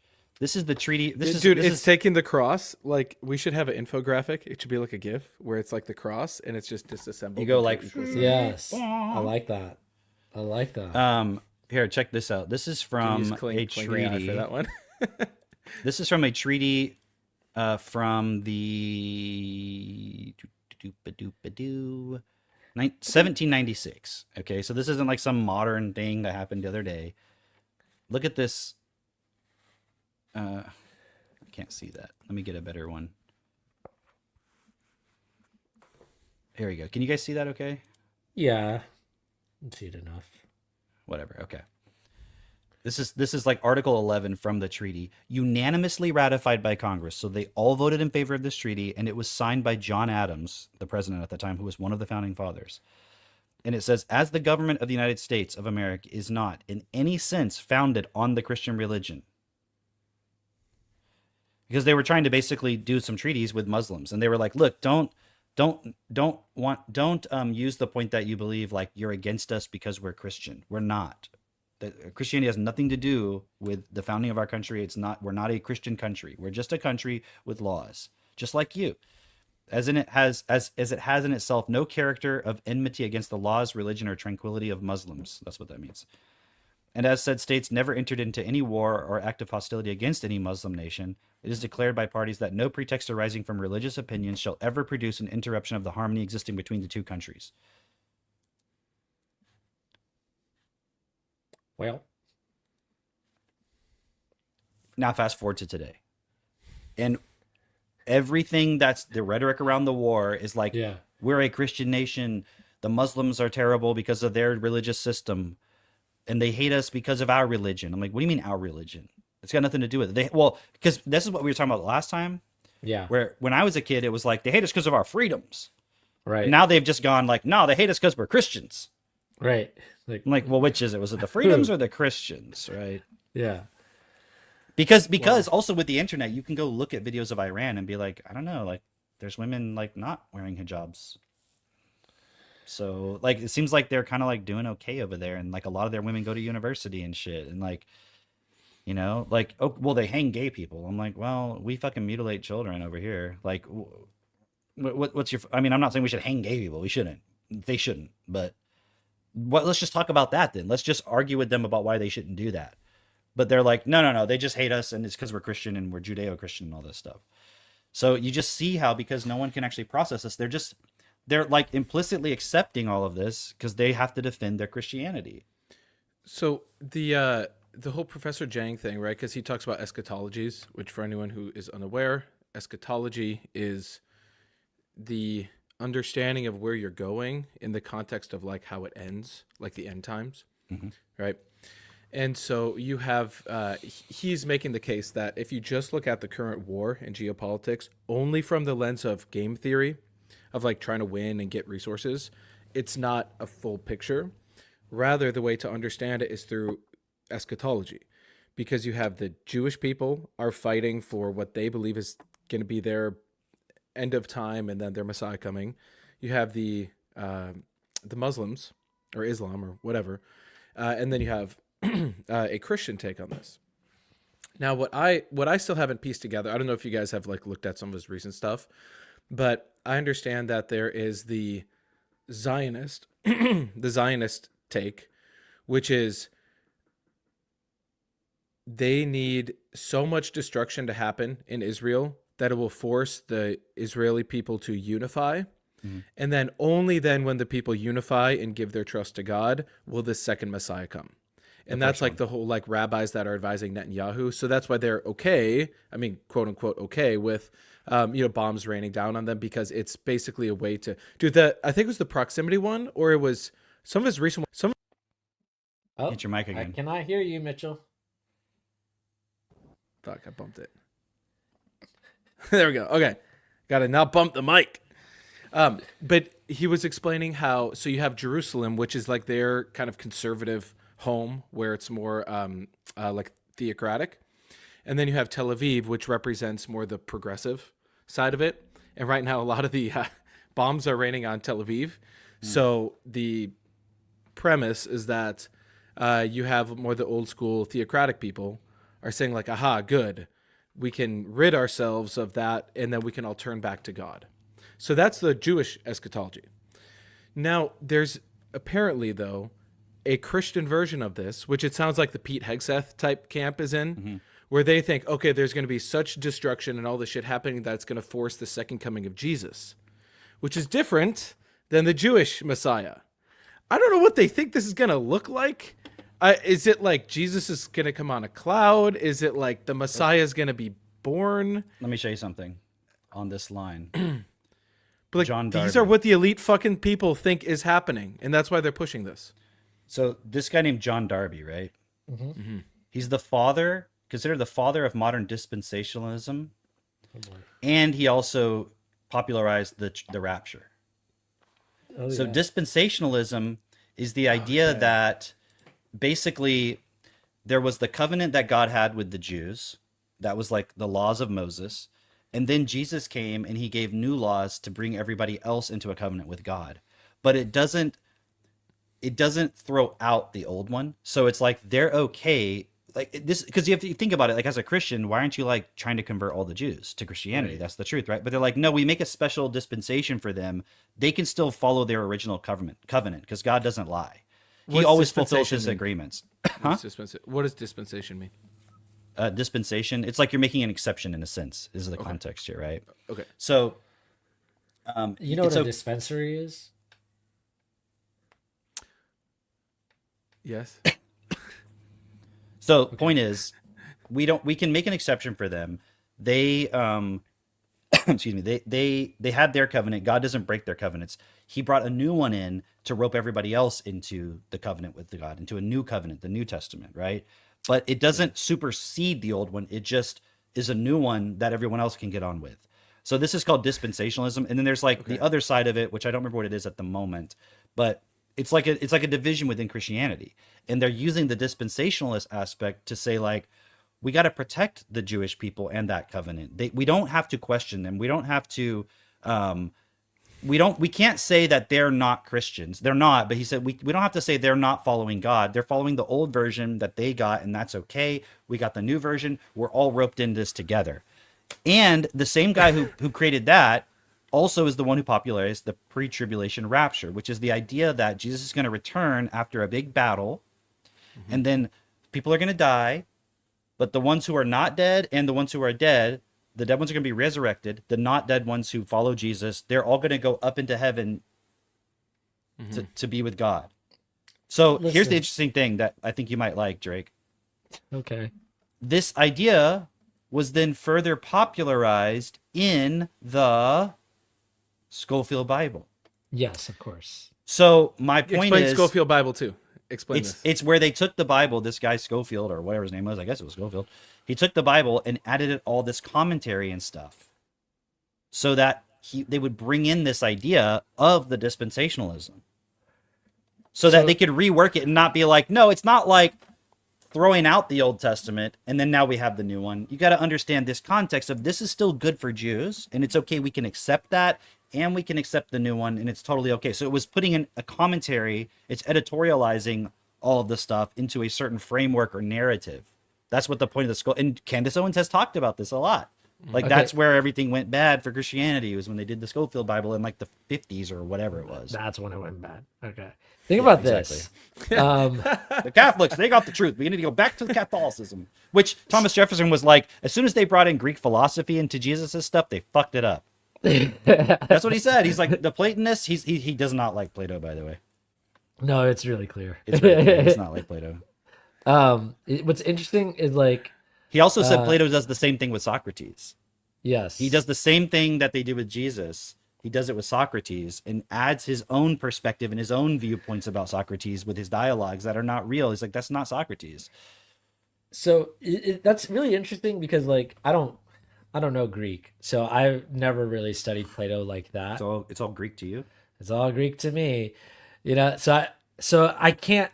I bet though. I bet if I could read Greek, that I would probably come to the same conclusions. You know, where I'd be like, oh man, yeah, come on. You know, Well, like okay, let me give you an example though. It's not about needing to read Greek per se. Obviously, that would be helpful. But the Greeks had an idea of the soul. yeah, When you look at Platonism, it was the idea that there's some realm of ideal forms. Because if you look at a triangle on Earth, it's never a perfect triangle. The only triangle that can exist is in the perfection of our mind in some ideal abstract way.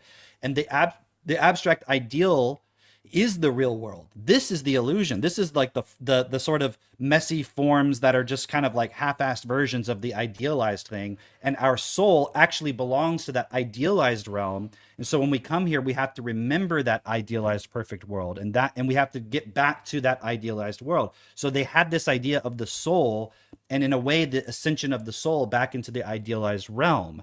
That was brought in to Christianity because the Jews did not have a belief in that. They did not have a belief in the afterlife in that sense. So they took Platonist ideas and brought it in and reworked Christianity to fit into that. And that's where a lot of the ideas that Christians have now, it's not actually from Jesus. It's not from the Old Testament. It's from the Greek philosophy that was brought into it, but that was brought Christianity into Greek philosophy, not the other. I mean, it's like both, but it's more adding to it and adding new concepts. And then St. Thomas Aquinas came along in like, I think the 1600s or 15, I don't remember exactly. And then he brought all of the Aristotelian logic into it to take it all to a whole nother level, to like use, like to prove the existence of God based on Aristotle's premises and the ideas of substance and all this shit. So and what I realized too, which I talked about in the live stream, is that, because like Drake, you see this because you've studied a lot of this stuff, right? How Christianity has gone through these transformations through adding in the new philosophies and the new ideas to it, right? Yeah. And like Enlightenment kind of brought some things into it as well. And then when I was looking at the Christian transhumanism stuff, my argument I was making was they're trying to bring Christianity up to date with the fact that we now have AI and technology and potentially computer uploads into your, consciousness uploads and robotics and stuff. And they're saying, Right. and I was like, dude, this is how they're going to get the Christians to buy, because you're like, well, that wouldn't happen. They have all these Christians, they're old school. They believe in the old stuff. And I'm like, no, Christianity itself has always gone through a transformation to keep up with whatever the current way of thinking was. So they're now going to argue, see, this is God coming down to earth. Now you can unite with him in the Omega point that we've talked about with Teilhard de Chardin. The Omega point and the technological singularity, that's where God is. That's where you unite with him. We're building the stuff that God can come and inhabit and you can be with him. Yeah. It's not, you don't die. Like, you're gonna get immortality here with God through this, and you're gonna unite with his supreme intelligence, because artificial intelligence through the technological singularity will be that infinite intelligence that we think God is. We're creating that gateway to him. Yeah. And it's like, oh, that sounds crazy. I'm like, but if you just look at Christianity on the surface, that's what it's all about. So how many people born into these kids going to school trusting AI, they would so buy into that. Like, yeah, maybe the old boomers and shit won't because they're brainwashed by the old version of it, but they believe in a version of Christianity that didn't exist in 200 AD. They believe in one that existed in like 1700. Right. They don't believe in the original one. But they believe that they believe in the original. It's right. And You so know? the future generations will believe that they believe the original one. It'll just be the transhumanism version of it. Right. So it's really interesting because like Christianity, you can see it as like this software update. Yeah. Your system gets booted with this software, and then like we could just update this software and it'll take over the whole operating system. I mean, and just like, okay, so whatever needs to be updated, boom. Because think about it, how many people believe or call themselves believers of Christianity? You know, it's like 2.2, Yeah, like billions, right? yeah, 2 or 2.4, but somewhere between there. It's the number one religion, I think, right? It is. Yeah. It is the number one religion in the world. And it's just like, okay, so that means when the update gets updated, all these people get it, or at least their offspring do. You know, Because they're following consciousness. They're Yeah. not actually here looking at things with common sense. They're just following the program. So of course they'll follow the program wherever it's it just goes. so funny because it's just so ironic that Jesus was here attempting to bring through life, right? The pure expression, and then it got all corrupted. I was just also considering that point of like, okay, so this Darby guy was around in what, the 1830s? Yeah, it was something like 1830s? that. Yeah, 18. Yeah. And then you got Schofield. That was like later on in like the 50s. I think so. Yeah, we can look it up. So Oh, there was another point to tie in. Remember when you were asking, you had asked the question, Mitch, about how does this play out, or With how the does Zion, it... yeah. So you got because it seems like the Christians are cool with the destruction because it's going to bring the second coming of Jesus. right. But then you've got the Zionists who are like cool with the destruction because it's going to bring their new Messiah.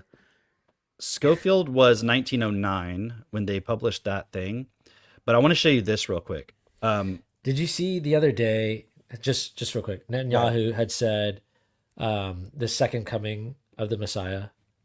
Like Yeah, he has rabbis around him for a long time that have been saying, "Hey, you got to speed it up. We need the second coming of the Messiah."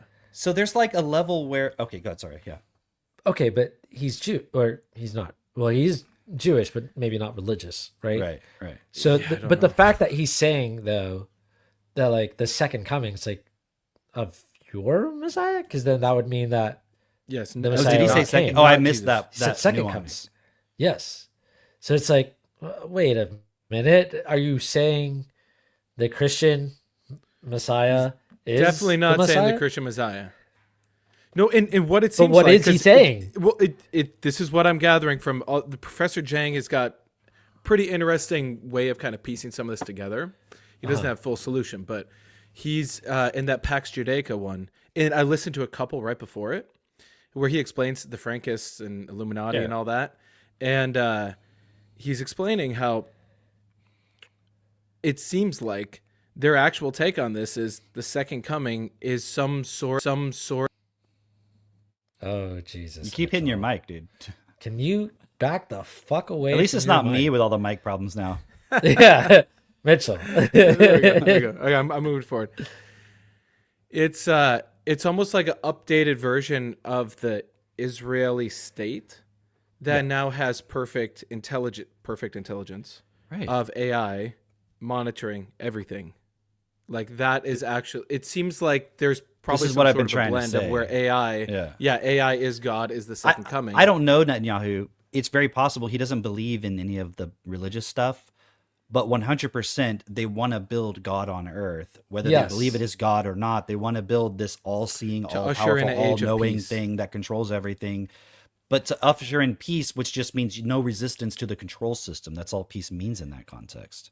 Dude. Like the Pax Judaica, the peace. There was a Pax Yeah, Romana. is there peace right now when they fucking bomb an oil field? Right, but, Yes. but when they use the word peace, they mean it in a political sense, like the Pax Romana, like in Dune, Leto's peace, right? It's not there because when you read all that, you're like, but they're still fighting and stuff. It's like, right, it doesn't mean peace in the sense of no fighting. It means there's a ruler who's in charge and he's never questioned. That's what they mean by peace. There's it just means an empire. It means a new empire. That's all it means. It's a political term. It's not peace in the sense we think of as like harmony, It's like equilibrium, balance. Back 100 episodes ago when we were talking about the threat to democracy and what democracy means. Democracy actually has two meanings, right? It's the same Right. thing with peace. Right. Here, check this out. So does that Wait, mean I was just sharing Netanyahu something. is you then got the something? Okay, go ahead, Antichrist? go ahead. Okay, all right. So this is something that Katie had sent me earlier this week. AI workers are terrified of becoming God, so they're going to church. This is just to further the point that you were just saying about Netanyahu, about like building a godlike structure that can monitor everything that everybody's doing. Silicon Valley, once known for being proudly atheist, is talking more about God. As the powers and dangers of artificial intelligence emerge, some tech workers who are building the very tools that could save or end humanity, who says it's going to save? Anyway, are asking questions such as, should we be allowed to develop godlike powers? And what does it mean to be human if we can play God? The soul searching comes as the lords of Silicon Valley are accused of abusing their divine powers. Arthur Mensch, chief executive of the AI firm Mistral, which I have not heard of, has criticized Silicon Valley executives' very religious obsession with building artificial general intelligence, where computers outdo humans at every cognitive task. The whole AGI rhetoric is about creating God. The entrepreneur told the New York Times, "I don't believe in God. I'm a strong atheist, so I don't believe in AGI." And so it really shows, like everything we've been talking about, it's actually a religious thing.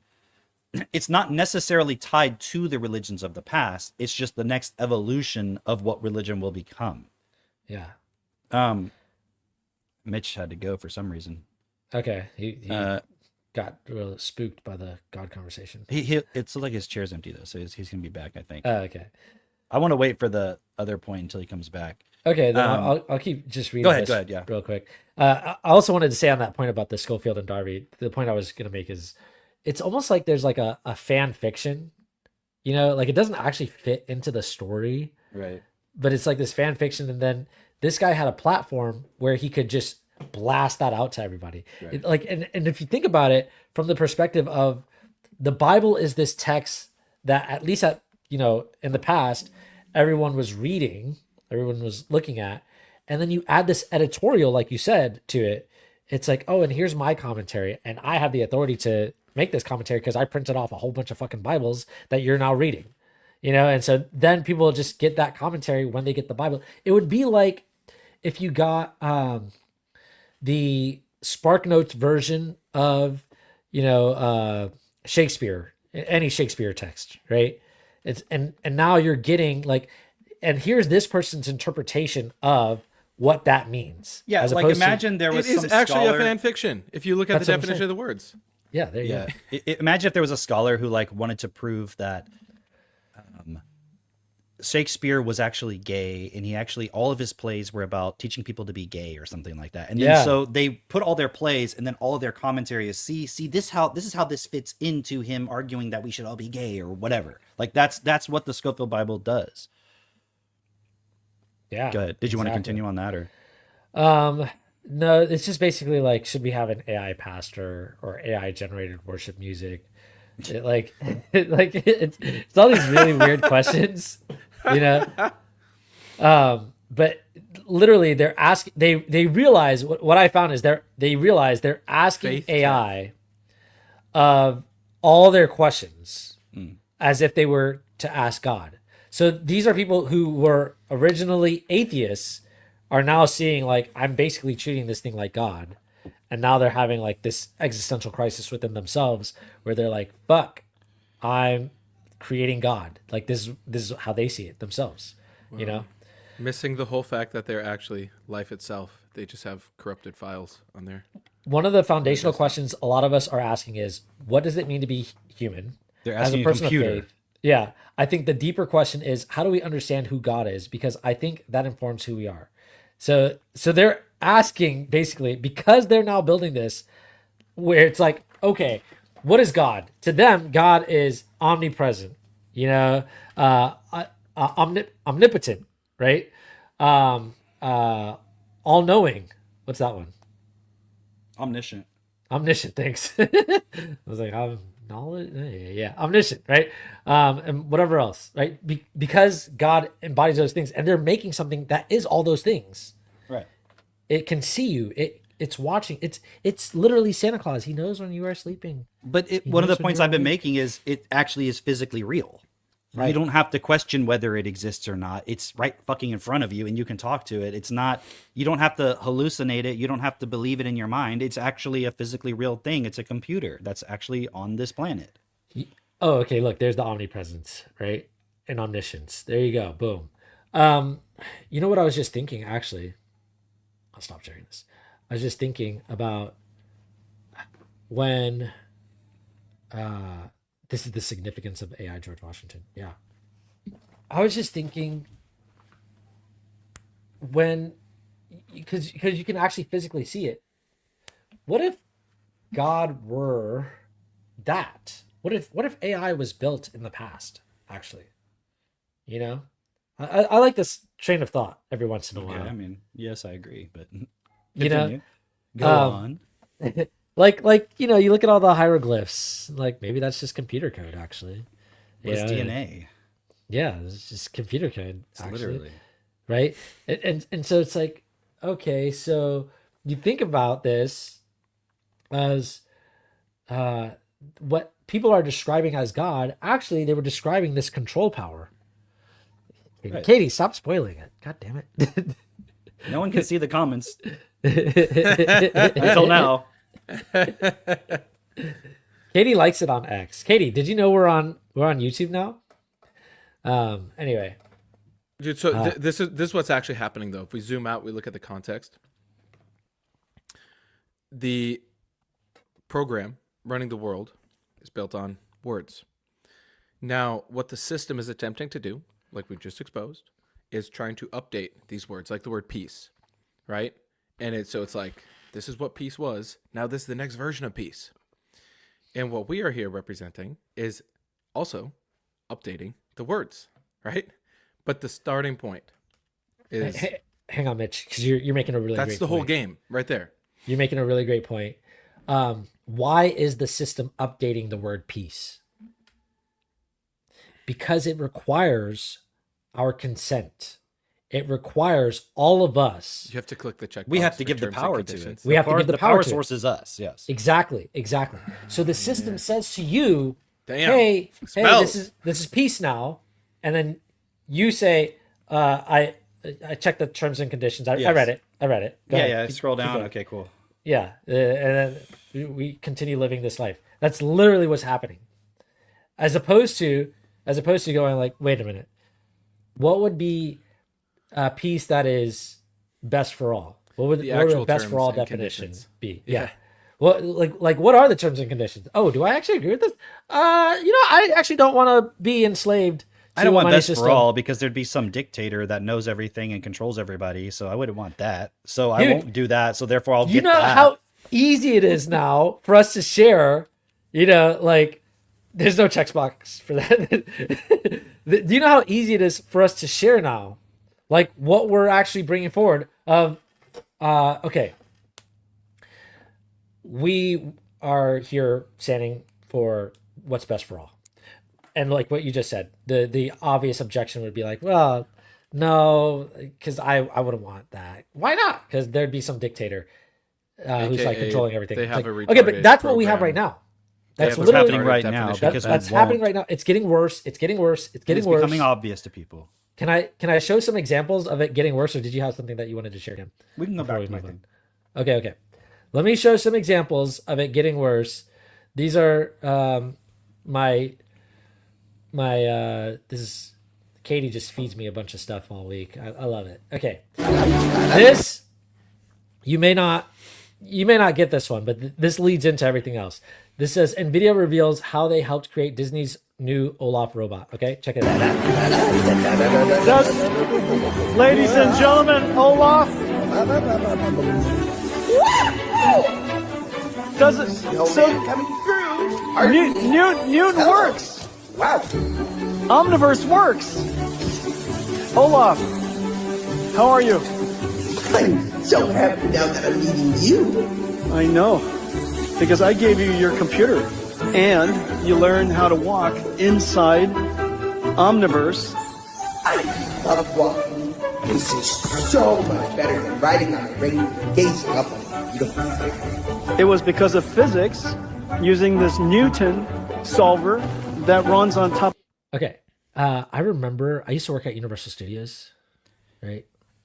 And outside of I worked in a magic shop in Universal Studios. Outside of this magic shop, there was a fountain, and this fountain you could like pull a sword. It's like I don't Okay, I know like what you're talking about. Like bunch of Excalibur. Yeah. Yeah, exactly. And the fountain every once in a while would start talking to people, and it would make all these funny jokes. And it would comment on what people were wearing and all this, right? And you would just hear it, like you didn't know where the voice was coming from. You would just hear it when you were in this area, and you'd see the fountain. And sometimes it would like shoot like water at people. It was pretty fun. But there was somebody there who had the mic, right? Who was able to see everything and make all these jokes and all that. I can see this playing out in Disney, where you have this thing just walking around. Okay, and then on top of that, Katie sent it with this comment. There goes all the character jobs Totally. at Disney, right? You can see that, right? Now check this out. So I wanted to share that so that I could. I'll come back to this one, so that I could share this. I didn't get the job. This is so embarrassing to tell everyone about, but The context is a few months ago, this woman posted. Well, actually, she's been out of a job for a while, and she's been like, "Yeah, I'm kind of enjoying not having a job, or whatever." And then she's like, "I started applying for jobs. I got an interview for this job. I'm really excited because it is my dream job. I would love to do this. Holy crap! I'm so excited. I'm going in." And she's like sharing all this stuff, right? And now this is what it's come to. it was an entry-level position. I'm 32 years old, and I didn't get it. And I have absolutely no idea. Like, I have no idea what I'm going to do now. I need a plan, because I can't go through this again. Something isn't working. Something about maybe the jobs I'm applying for, or how I think about myself, how I think about my skill set, maybe how I interview. Something's wrong. So she thinks she's the problem. Something's wrong. Just like how God intended. And she's saying like, now I'm embarrassed that I fucking like did this like publicly, you know, that and these are, you know, a bunch of people in the comments saying like, you know, this is happening. The system is doing this, right? But then check out this guy. Am I the only one just sort of existing in a state of perpetual doom? Like, I can't be alone in this, right? It's like, but it's not like, oh, things are going to get worse before they get better. No, it's just like, oh, things are going to get worse. And that's the end of the sentence, right? It's hard to then explain the feeling, to be honest with you. I don't ever remember feeling quite like this. Our entire history is a lie. I don't believe anything anymore. I don't. I mean, the world is run by pedophiles that also eat babies. So that's good to know. And they're the ones that give us all of our information. They write the books. They make the news. Now they're running AI. And so they do all of that. So everything we think we know could very well just be a total lie. So yeah, that's what I've been thinking lately. How about you? I thought that Guys, was good. guys, Yeah. guys. The world is ready for us. I know. Every That- time I that- see yes. these, I'm now Yes. dropping comments like, "Hey, if you actually want to figure this out, send me a DM, because this is everywhere. I mean, you can see it, and it's only going to become more." Okay, check out this one. I've sent 1,328 applications, secured 19 interviews, and 0 job offers. I'm 25 years old and spent £70,000 on a bachelor's of science in biological science and a master's in biomedical science just to end up jobless. By all indications, I have all the qualifications to not be unemployed, but I am. And if this is the Lord's way of telling me to jump full scale into content creation, I will. Am I scared? Scared shitless. I only have 500 followers, so chances are no one's going to see this video anyways. But if the world doesn't want to employ me, I'll make sure the internet will. Content creation. Here goes nothing. Hey, here's an interesting point. When I started posting regularly, remember it was like a couple months ago now, I don't know, when we started just like, okay, we're going to do it every day kind of thing. I had like 460 followers on Instagram. And it's not that followers matters, but it is a metric. And from posting that video about that woman talking about how she can't make ends meet with 3 jobs. Yeah. I went from like 460 followers, something like that, to now I have almost 1,900 followers. Wow. just it's essentially all from that video. Yeah. That should tell us something. That's You know what I I'm mean? saying. That's what I'm saying. Like, look at all these people basically just saying. Hey the same guys, I'm thing. gonna be a bit honest and vulnerable for a second. I am freaking out because I have to pay rent and I am running out of savings. I've been applying for jobs for almost a year now and it's just been going nowhere. At the end of the day, I'm just running out of money. I just feel like a bum, to be honest. I feel lost. I feel kind of lost.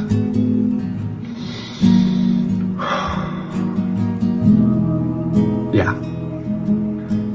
I need to just keep going. Hey guys, I'm gonna be Look at the name of the song. God's creation. God's creation. Yes, this is God's creation. Yes. Yeah. It's the dude, just on the point of the words and how, like Drake, you were saying, what if there was an AI created a long time ago? This is not the first time we've been through this. It's like, yes, that's what this is. And what we're bringing forth is a new definition of God, where God just means responsibility. That's it. Nothing more. So are you going to be an equal God as a creator or not? It's like, oh, I'm going to go look for a job. Like, you're still trying to put your responsibility outside yourself. I mean, they don't know any better, right? So you can't judge them. It's just now we get to reach out with a hand and say, hey, you want something better? We have the total complete answer for everybody that is best for everybody. It's not a only we benefit. Like the world benefits. You have to realize that we were created as a slave race. Yeah. All of us. We were created as slaves to somebody who wanted to be God.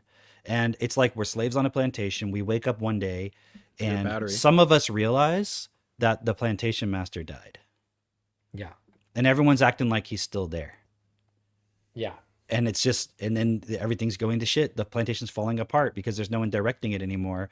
And everyone's assuming, oh no, like he's going to order that shipment of grain for us to plant and all that. Yeah, it's coming, and it doesn't come. And then some people are like freaking out and they're just like, why is the master not helping us? I don't understand. Like, what's going on? And it's like, we have to help people realize, like, yes, we were programmed and born here as slaves, but now there's no slave master anymore. We have to stand up together and create the plantation into what we'd actually want it to be. I mean, if you woke up and found out slowly by indications that you were in hell, you know, what would you do? Would you just accept it? Like, because I think the vast majority of people are just accepting it. They would, you know, like that's what they are doing currently right now. Self-pity. That's it. It's like they just woke up and they're like, oh, I'm in hell. Okay. That sucks. I'll also apply for another job. Yeah. Like, dude, what the fuck? Like, yeah, we can do something, actually. We can get out of this. Isn't it cool, though, if you guys look at your own process, myself included, like, we've had to go through all these layers to be able to stand for other people and be like, hey, like, I know what you're going through. I understand, but, like, we can all get through this together, actually. I did not start off, like, thinking the way that I do now, obviously. You know, like, I saw something recently, and I thought that Katie had sent it to me, but I guess not.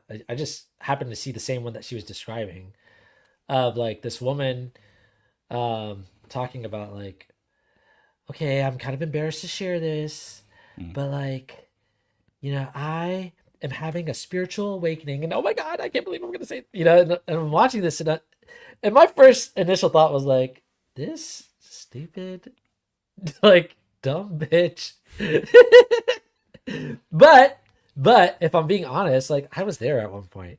I was totally there at one point where I would have been like, you know, what other answer can she see? I know. She's still following her mind and she doesn't realize that. So that's like literally, I just really want people to understand in our group that it's like if you saw a kitten on the side of the road injured, what would you do? Like, you know, like you're not flying down the freeway. Like you go outside of a restaurant, you see a kitten laying on the ground, meow, meow, meow, meow. What would you do? Would you just be like, that sucks to be you? Or would most people, if they practically can, they like pick up the kitten and take it home and maybe take it to a shelter or whatever, right? But it's like when we see these people on Instagrams, that's like the little kitten laying there like crying. And the problem is you can't just take that person home and do everything for them. But now it's like there's millions and will be billions of kittens. There already are. You just not see all of them like crying on the side of the road. And we're just like, well, they should pull themselves up and, you know, they should work harder and they should do all this. And I'm like, the boomers, man, like that's their attitude. Yeah. They're like, I worked hard for this. I'm like, you built this. I'm not blaming them because I get it. It's just, I don't have any blame for them. But if they're going to act like, oh, we should just work harder, then fuck them. You know what I'm saying? It's okay. I'm not blaming you for building it. I get it. I understand. But don't stand in the way of us creating what's best. Like, just back the fuck off. Shut up. Go watch your fucking memes and shit. Like, doom scroll if you fucking want to. But don't stand up here and then try to stop us who are actually presenting the solution and fixing the problem that they participated in creating. Right? And I can say maybe I participated in creating it a long time ago too. Fine. But I don't have to blame myself. Like, now we can solve the problem. Yeah. Do you guys want to see that other thing? Yeah. So Mitch, you were asking about kind of how all this ties together, and I had this interesting realization. I'll show you guys. So the Pledge of Allegiance, right? Yes. So the original version. Oh shit! Oh shit! I'm about to get fucking mind blown. I think it might blow your mind a little bit. I pledge allegiance to my flag and the republic for which it stands, one nation, indivisible, with liberty and justice for all. Wow. So no God, no Christianity, nothing in there. Liberty, justice for all. That's definitely not in religion. So I like that for all language. That's nice. Yeah, with best for all. Yeah. Well, for all, what, you think you can determine what's liberty for all? You can determine what's justice for all? Who are you to say that? I'm like, well, it's in your fucking Pledge of Allegiance. Yeah. I'll show you one more thing, because I don't think we talked about this on the podcast. Here's the 1954 version. What's the only thing they added in 1954? Under God. Under God. Tell me you're a slave without saying explicitly you're a slave. What was going on in 1954? Cold Wars. The Cold War. Okay? And who are we fighting against? The atheist communists. So they put this in here to make, like, we're the ones who are on the side of God. They're the atheists. They're the communists who want to just destroy everything that's good about Western civilization. So I'm pointing this out to highlight that's when it all clicked, this particular point. I'm like, oh, when they want to justify war against somebody, that's when they bring in the God. That's when they bring in the Christianity. That's when they bring in all these points to manipulate all the people who still accept those points. This is what I've been saying. I'm not against the idea of a thing that exists that is best for everybody, which I would call life, but that's what you're looking for in the concept of God. So I'm not against that, obviously. None of us are. We've never said anything against that. But by you accepting it as God, you're allowing yourself and everybody else to be manipulated on that word into a bunch of shit that's clearly not godly. Not in the certainly not in the sense that Jesus was teaching about at all. He was trying to get away from that, like Thomas Jefferson was saying. So I was like, dude, again, that's what this is. They bring in the God and the Christianity, just like they're doing right now. And to your point about Netanyahu, I don't know to what degree he actually believes all that eschatology stuff, but let's just say he knows there's a big, like, very powerful, connected, motivated group within, let's say, Israel or around the world that does believe that stuff to some level. And it's like, okay, I can use your, it's like Jang says, that point about movements that are successful is because they have a lot of energy, right? They have a lot of, there's a word he uses. Coordination and synchronicity. Yeah, synchronicity, coordination, and they have a lot of energy and they move and they do things. So if you find a group like that, like the Chabad Lubavitch or whatever, who believes in all the eschatology stuff, you're like, I'll use your fucking energy and your focus, but they're like, we're just gonna build AI God. So like they don't really believe it, but they'll talk like it because they're playing to that point, right? And so these guys are like, yeah, don't worry, we'll manipulate you when you do everything we want you to do. So they're both kind of like trying to play each other, I would say. That's my perspective on it. Yeah. Okay. So it's in that most recent series that Professor Jang did, the one that ends with Pax Judaica. Mm-hmm. But there's one, he explains like how evil works. I think it's like number 4 on there. And I'd only listened halfway through a while ago. So yesterday I was driving. I was like, you know what, let me just finish this one. And it's so fascinating. So he introduces this concept he calls the monad and the dyad. That's how the I don't know if Plato would have verbatim called it that, but a lot of these famous people throughout history. And the monad being the oneness, that is everything. And then through its very breathing creates. And then it creates these dyads. And it reminds me a lot of actually Christian Gnosticism, which was the original of Christianity, where it's like you are one with the source of everything, like it is you. But what's interesting is they didn't believe it is you. Yes, but that you should be connected to it. Yeah, So just as a quick segue, like if you go through the reptilians and the Atlanteans, they explain this point of, yes, they even believed at a long time ago that like there was this source, and we had that belief, but there was this subtle distinction that it's not me, it's like I'm connected to the source at some level, dude. And that's where the equality point breaks down, right? Right, Yeah. and that was Sorry, the point go ahead, I wanted to bring in. So it's kind of like throughout history, there's really been these two ways that people have tried to reconnect to the monad. And he says Plato's version of it was through knowledge. Knowledge is how you could connect to the source. And then Dante was the proponent of where it's love, like love your neighbor, that kind of thing. So these two ways to try and reconnect back to the source. However, that's the whole point that we're bringing through is you're not actually separate from it. You do accept and allow separation through your mind and your ego, but you actually are it. There's nothing that's not life. You so can just it's participate like you're in a counterfeit version. it. Yeah, you're it, and therefore you can create, and therefore what you're creating has consequences. But then you're thinking there's the source that you're connecting to. And then everyone's always like source, and they point outside themselves. Right. They're like, God's out there. Right, and in that belief, But it's you literally think that your breath. source will work out the consequences. Yeah. And it's not that way. It's actually so. On the one hand, someone says, "Well, what authority or what gives me the right to act as that source?" And it's like you could just give yourself that right because you are doing it anyways. But you just don't want to take the responsibility of being that source because then you're like, "Well, now I'm responsible for everything." It's like, right. That doesn't mean you can take back responsibility for everything. But the way I look at it with Destiny is it's like, and this is what I think really Bernard stands as an example of for everybody, is if I did accept that I am the source of all in my individualized form, how would I act in this individualized form knowing that I am the source? I would only act in alignment with life itself, what is best for all. So everything I would bring into the world would be from that starting point. And now I am the source. I always was, but I was acting in contradiction to it.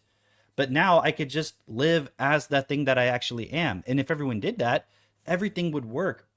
I mean, 1,000% better than it works now. But we've been all individualized, and then we're just trying to protect our own little self-interest point, not realizing it's just you as that source in an individualized form. But now you're thinking the form and that individualization is all that you are.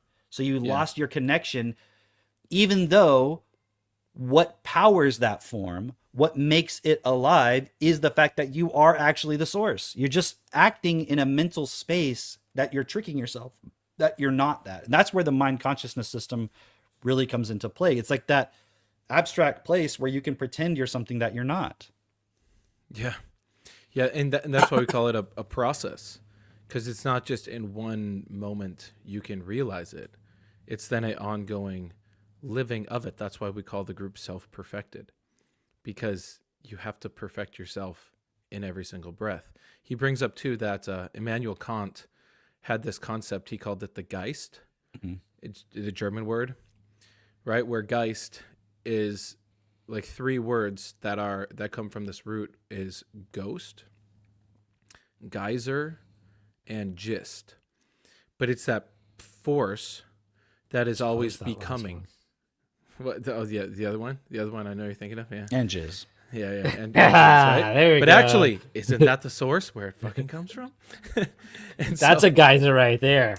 Yeah. So like that is this inherent animating force of our world. And it was just really fascinating when he said it, is that because everyone's like, well, where do we come from?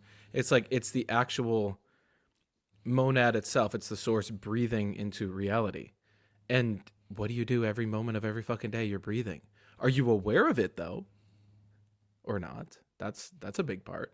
Like if you could just be aware of your breath every fucking moment, your life tends to get a lot better. Yeah, and I think I was talking to someone the other day, and they were like, "I just need to achieve that point of just being aware of my breath all the time." And I'm like, "Well, look, you're seeing it as an end in itself. Like when I get to that point, then I'll be able to do something." And I'm like, "But look at reality. Can you actually at all times be aware of your breath? You can't practically because there's so much shit going on." So my suggestion to that person was instead of trying to focus on that as the end goal, because I could see their starting point was giving some kind of power to that state, right? Which becomes a new form of spirituality. I was like, rather just consider when you start going into your mind and you start thinking about stuff and coming to conclusions, in that moment, become aware of your breath, slow down and realize you were in your mind. So, and that's where the process point comes in, where it's like, you can't just, because what most people do is like, I just got to sit for like 20 days and just sit in a cave and just focus on my breathing. You'll get distracted. Bernard already explained this. It's like, you couldn't do it. Not that it's not like, if you could, hey, problem solved, because your mind would shut down and you would have to reestablish it. But you're not going to be able to, because you have to survive in this world, right? That's the system that we live in. Why don't we have a system where you could just be in your breath and be within that point? So you have, because even that person I was talking to, I was like, they had all these ideas they came up with. And I'm like, in those moments, were you focusing on your breath or were you in your mind? And they're like, oh yeah, I was in my mind. I'm like, so you see, like even the ideas that you have about how you can get into a point of your breath, you're doing it in your mind. I'm like, how much time did you think about this concept of being in your breath? You're not in your breath in that moment either. Do you see what I'm saying? Like, so people will turn it into this thing, like it's the secret thing. And it's just actually a very common sense point, like you're breathing. And I see it also as I'm not trying to put words into Bernard's mouth. That's just how I process the point. The reason he's pointing out the breath is because everything else that you would attach significance to is really more to do with your mind. Even the point of like your heartbeat, because that's another point. Like if your heart's not beating, you're going to die, right? But how much significance have we attached to the heart, right? I'm speaking from my heart, love, all that stuff. So it's been like hijacked. And the only thing that hasn't really been hijacked, although maybe to some degree people have tried to, is like work. the breath. Yeah, exactly. You can see where that's just come like in, right? raping your body for an right. experience. So they're still doing it. But his point is this, like when you start going into this idea of how amazing things are and you're in all this energy and the mind is so powerful, the mind is what creates. He's like, bring yourself back to reality. Is it the mind that creates? Because if your breathing stopped, you're fucked. So it's a reminder that it's the physical reality that's actually in control, not the shit in your mind, not your mind. Your mind isn't creating shit. Through your mind, you're thinking about stuff and planning stuff, but then you go within your physical body, you speak, you do things, and physical things have to change. That's where the actual source of power is coming from. That's where life is at. It's in the physical reality. It's not in some dimension of life out there. It's in this physical reality. So ironically, through the process of promising us we could come here to the earth to go through some process to ascend into some light body where we can live forever as energy and shit, we were trapped here because of our self-interest so that, and from a bigger perspective, we could realize we were totally separating ourselves from physical reality this whole time. And we were not taking responsibility for it. And we were abusing the physical reality for that purpose. So now we have to realize, okay, actually, where is God? God is the physical reality that I'm in. If it did not exist, I wouldn't be here. There would be no possibility for mind. But you see how religion, spirituality reverses it? No, it's mind first. No, the mind comes from the physical reality. Physical reality exists. It becomes aware of itself. That's the creation of the mind. It's through that process, not the other way around. Like there's just pure mind. And then what? It invents physical reality? Like that's not, it's like in the beginning was the word. No, in the beginning was the prompt. Say Right? what? Right? Like, you know what I'm saying? Like, that's what God was doing. He was just prompting shit. But what existed first? The prompting or the fucking data centers? The physical, actual hardware. That's what allows these things to speak. So the idea that God existed as this pure just speaking, and that's it, is so backwards. And it's funny too, because Christians will be like, all right, atheists, obviously the universe had a beginning, right? But what's the beginning of that? Obviously it came from God. And I'm like, but where did God come from? Well, God always existed. Okay, stop. The universe always existed. There you go. Like, you could apply the same logic to just reality. Physical reality always existed. That's what's here from the beginning. Because otherwise, how do you explain how it came into existence? You have to think of some imaginary thing that you can't verify, that's not here, versus just the thing that's here is what always existed. Okay, that's it. We are that thing, and we allowed ourselves, out of naivety, whatever, ignorance, whatever you want to call it, do a bunch of stuff that doesn't make any fucking sense, and now we've created where we're at now. That's really all that's happened. We've just created and molded reality into something that we actually are not satisfied with. Well, we're the only ones that are here. God's not here. He's not going to change anything. And how many people on this planet right now are being manipulated within their minds of the idea that God's going to come back and fix everything for us, even though it was us, the ones who fucked it up in the first place. But also, in your ideas, who created us the way we are? God. It's like, yeah, it was all part of a plan. Like, why did God create us? To me, he just was bored and he was lonely and he wanted something to love and he wanted someone to love him. Like, that's actually people's idea of what God is. It's really pathetic, actually. So how, from that starting point of God, are you ever going to have a reality that's best? You're not. You're just going to have a reality where everybody waits for daddy to come home and fix the mess. But, do you know what I'm saying? It's just not real. It's totally immature.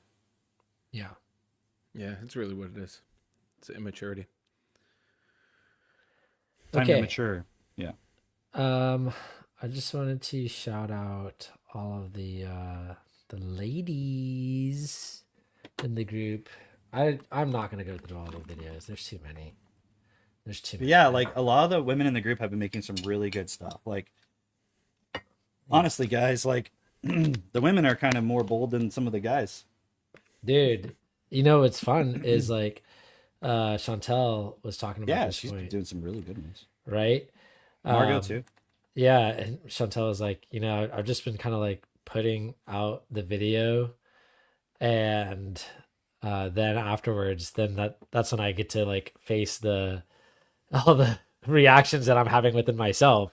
It's not even like, she'll make the video and she'll post it, and then after posting it, she's like, yeah, maybe that was a little bold. Let me add some real quick. Like, also, if the guys don't want to do the social media and let the women do that side of things, that's fine. Like, that makes sense. Like, but then go out there in the world and be the guys who are out there talking to people and bringing the people in that way, right? Yeah. So I'm not saying, oh, the ladies are doing it way better, guys. You need to do the social media better. Like, I'm still going to do social media, but for everybody, all the guys in the group, like, you can compete with what the women are doing, not by trying to do better social media. You could just go out and talk to people and bring them in.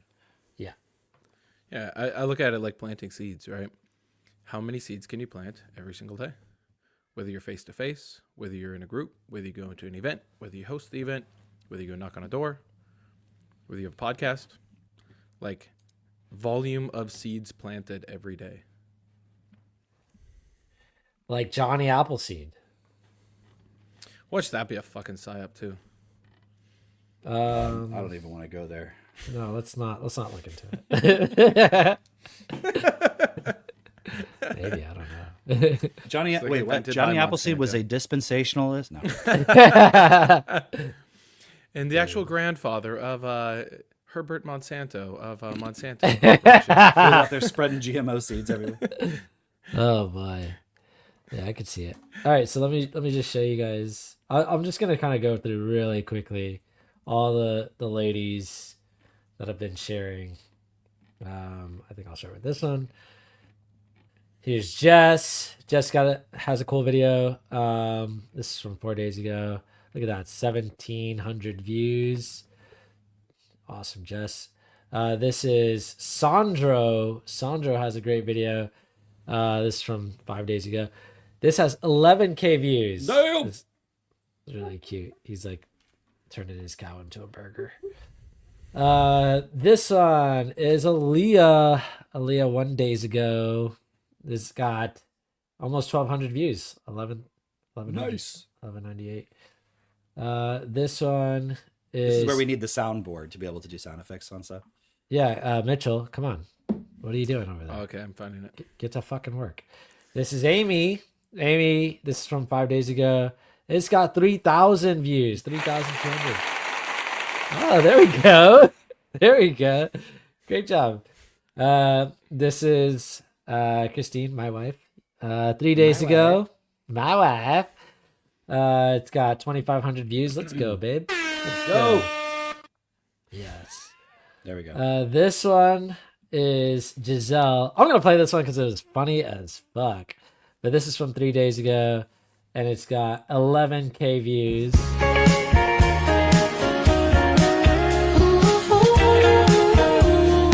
I just thought that was really funny. All right, this one is Chantel. This one's from 6 days ago, and it's got 4,000 views, 4,100. Let's go. Give her a ba-ba-ba. Yeah, come on, Mitchell. There we go. There it is. There it is. But no, she's been doing some really great videos. Look at that. This is from 2 days ago. It's got 3,000 views on it. Give her a. There you go. There you go. I like the double tap. Yeah. This one is from Kayla 2 days ago. 2 days ago, and it's got 375 views. Yes, yes. That was, you guys went and ate some maple syrup or something, Mitch? What was that about? Homeschool Haven taking over. All the homeschool families who are interested in it are gonna join our community. Nice. It's gonna be awesome. We had 22 kids there. Wow, that's amazing. That's super cool. Yeah. Shout out Mitchell. Okay, this one is from Madeline. And it's 2 days ago. It's got 3,400 views. Let's go. Let's go. It's a lot of impulsing, guys. Yes, yes. And then this one. Never do that one again. Okay, all right. I liked it. I like the siren. I like the air horn. Yeah. This one is from Margot. It's a really funny hook right there. This is from like 13 hours ago, and it's already got 2,700 views. Let's go. Woo! Yes, I love it. That's what I'm talking about. And then Valley's also got some that she's been doing over the last few days. You don't follow Margot back? The fuck? I don't follow any of these fucking people. Follow him. Come on, Drake. Wow. Drake, where's the boo sound? Yeah, find that. Find that.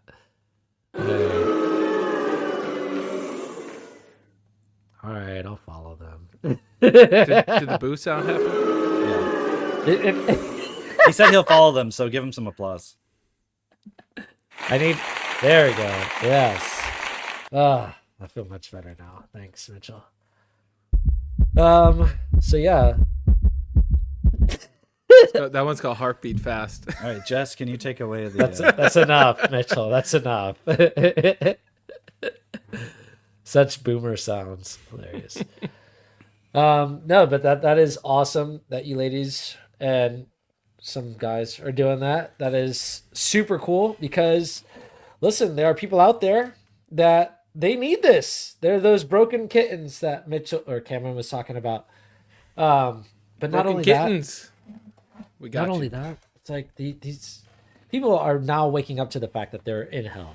They're now, just waking up to that fact. The charade is over. The music has stopped. Yeah. The writing is on the wall. The writing is on the wall. Hey, didn't someone put something in the comments where that phrase comes from? Yeah. Yeah, Where does it come from? Daniel. It's from the Bible. Doesn't it come from... Oh, is it Daniel? Yeah. Oh, yeah. Another shout out. I'm going to be doing those live streams. Not every night. I'll probably figure out a schedule. But Existential Crisis Hotline. Do you do them like 8:30 Central? I've been doing it. Yeah, I was starting at 8:30. I have to do like all these things with the animals first. So that's why I chose 8:30. what is the do you post about it on Facebook? I'm also post about Like, it. how does someone find the link? Yeah. It's kick.com/Cameron Cope. But yeah, I've been posting it every time I go live. I'll put it on Facebook. And then last night, Katie was like, "Hey, talk about it on Instagram." And I was like, "Oh yeah." So I just made it quick, like, "Hey, about to go live and at 8:30 or whatever." So I'll keep doing that. But yeah, you can share the link. And I don't know what the next one's going to be about. I forgot, but it doesn't really matter. It's basically neurodivergence. Best for all neurodivergence. Yeah. But yeah, I can see a point where it could evolve to being like people can call in, and then Dude, that'd be awesome. I can walk them through their existential crisis. That'd be funny. awesome. That would be the like a best segment. That could be a segment. That's all I want from your pod or Yeah. live stream is for you to have an existential crisis hotline. Yeah, and or actually like get you know people how to call like in about Dave their Ramsey, crisis. right? You can call in. They're like, "Caller, Yeah. you're on the air." Yeah. I mean, I see people doing it. Like I watched some of Clavicular's stream, and he was doing that. Like people would. I don't Dude, know how that's so he was cool. setting it up. I don't know how they were doing it, but he would click on someone's name. They'd pop up. They'd ask him a question, and he'd be like, either answer it or Dude, be we're like, gonna "You're get retarded." a clubhouse in every fucking city around the world. It's gonna be so great. Yeah, clavicular. Step aside, church. Okay, listen. I also had this financial crash thing from Diary of a CEO. Oh yeah, that. Oh, yeah, the yeah, AI yeah, thing? Yeah. Dude, play that one. Play that one. Yeah. Dude, that shit's crazy. I'll be right back. Where are you going? I have to pee pee. Oh, okay. And the principle there that allows you to see what the future might look like when it's exponential and not linear is imagining any rate of improvement. And so this is how I think always in my business is when I'm thinking about which bet to make, I imagine if there's just 5% rate of improvement per quarter, eventually this happens. And so with some things we've done on this show, we started 2 years ago, and for the first 18 months, it didn't work. And then 6 months ago, it exploded because eventually the rate of improvement got to the point where it was viable. And now it's the single most important disruptive thing we've ever done. And I think about the example I just gave there of agents. I'm like, if you just imagine any rate of improvement, just imagine 1% a year. And obviously it's way more than that, but imagine 1% a month. Eventually we get to a point where a team of agents If nothing disrupts it, one thing that is very likely to happen in the next 3 years is the whole thing comes crashing down. It doesn't financially make any sense to build the data centers that we're building. But you're not saying that AI is going to disappear. The technology itself is remarkable, but the financial model just makes no sense whatsoever at the moment. At the moment, which is Right. kind of typical of bubbles, right? So over the last 180 years, there have been infrastructure build-outs that have bankrupted the economy consistently again and again and again. In fact, there's a pattern. Whenever we spend more than 3% of the overall GDP of the economy on an infrastructure build-out, it bankrupts the economy briefly for 10 years, right? So this happened when we did railway tracks. In fact, it happened twice in the UK and twice in the USA. Then we bankrupt ourselves putting the electrification grid in place. We bankrupted ourselves putting highways in place. Now, there's something that makes this worse than ever before. And that is that when we built train tracks, they lasted for 100 years. When we built roads, they lasted 50 plus years. The telecommunications, fiber optics, 30 years.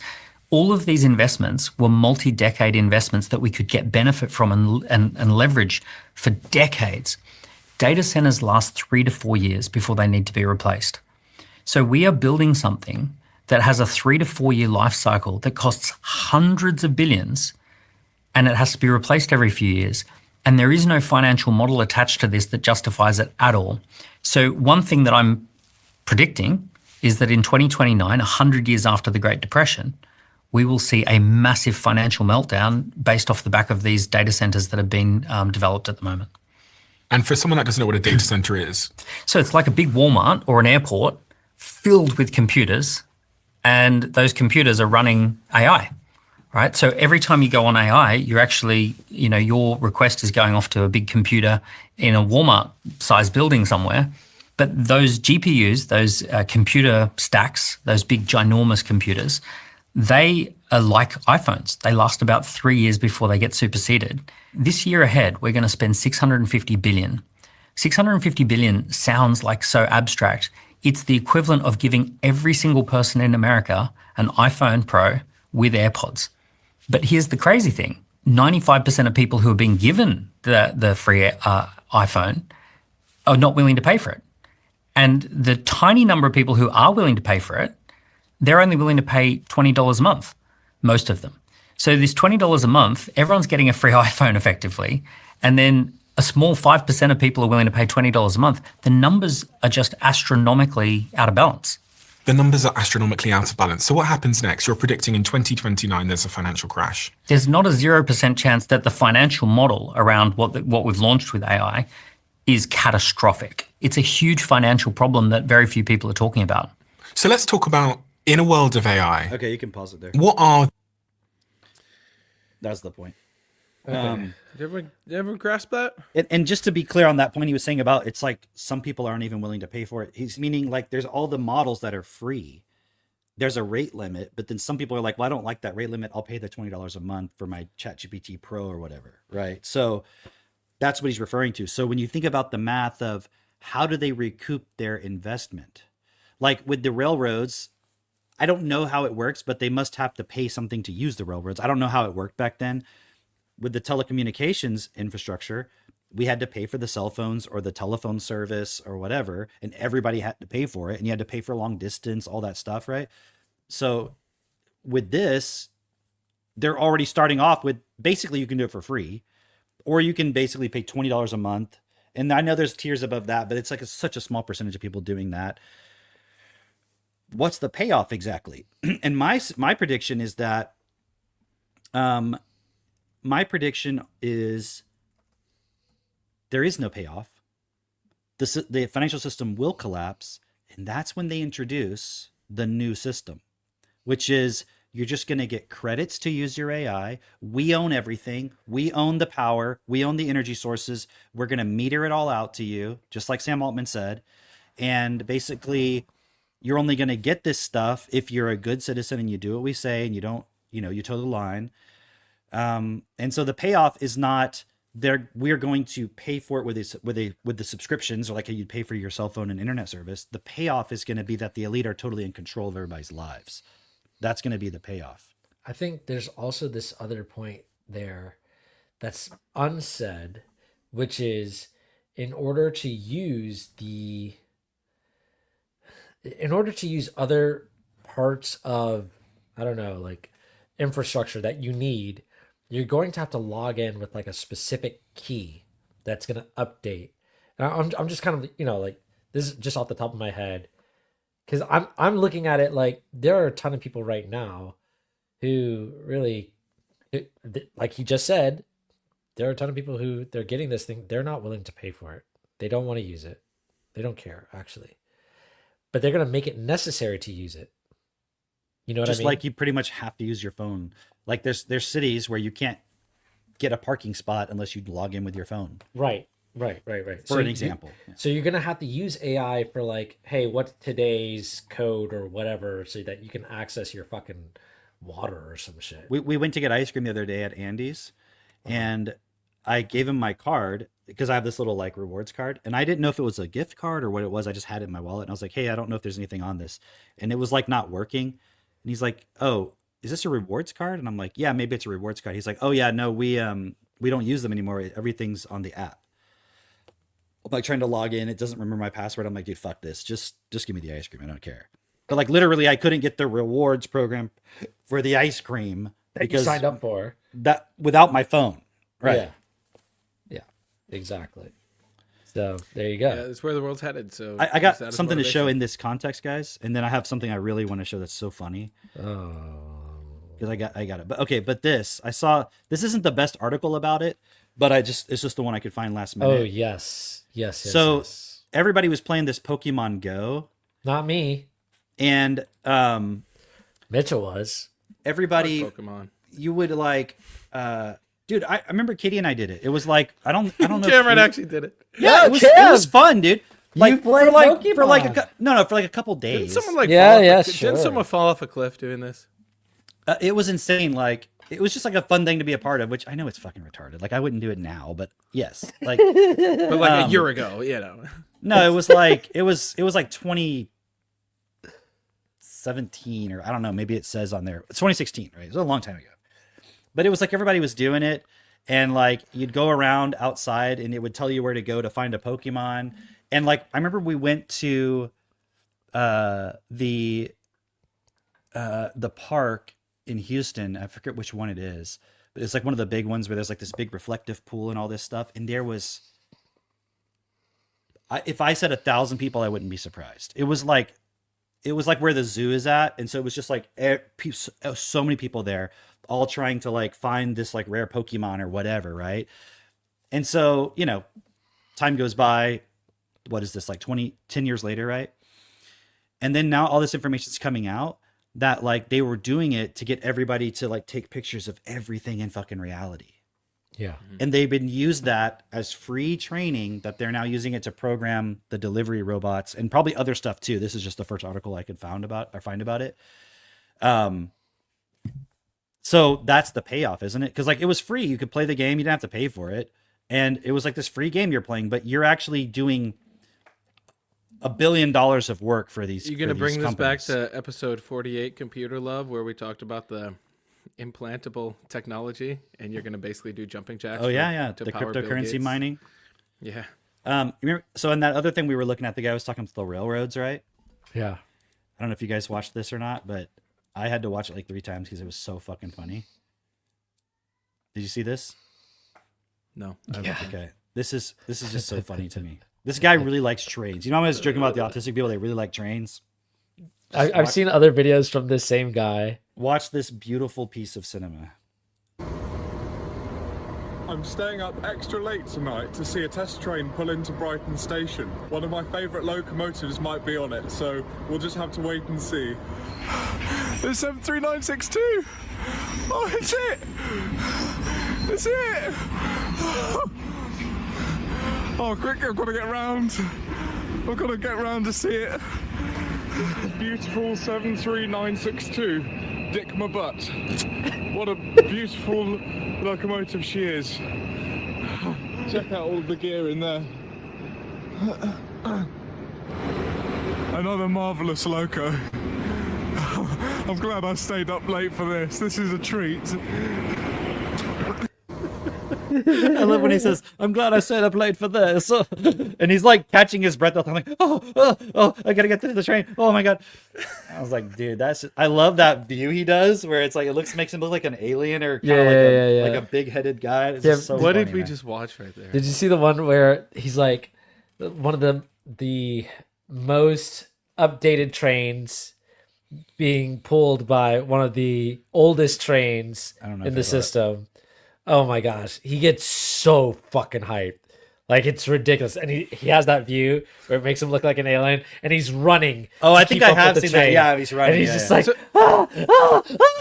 So he's actually serious, or is this He's, like? he's dead I think it's a fucking guy who really serious. likes trains. Like, He's he- dead fucking serious. So even though it said "dick my butt," it was like That's the just a name of the train. coincidence. that's the apparently. name of the train. no. I like when he But goes, "What a beautiful," and I thought he was gonna say name, and he's like, you know, beautiful example of a modern loco or whatever. You know, Yeah.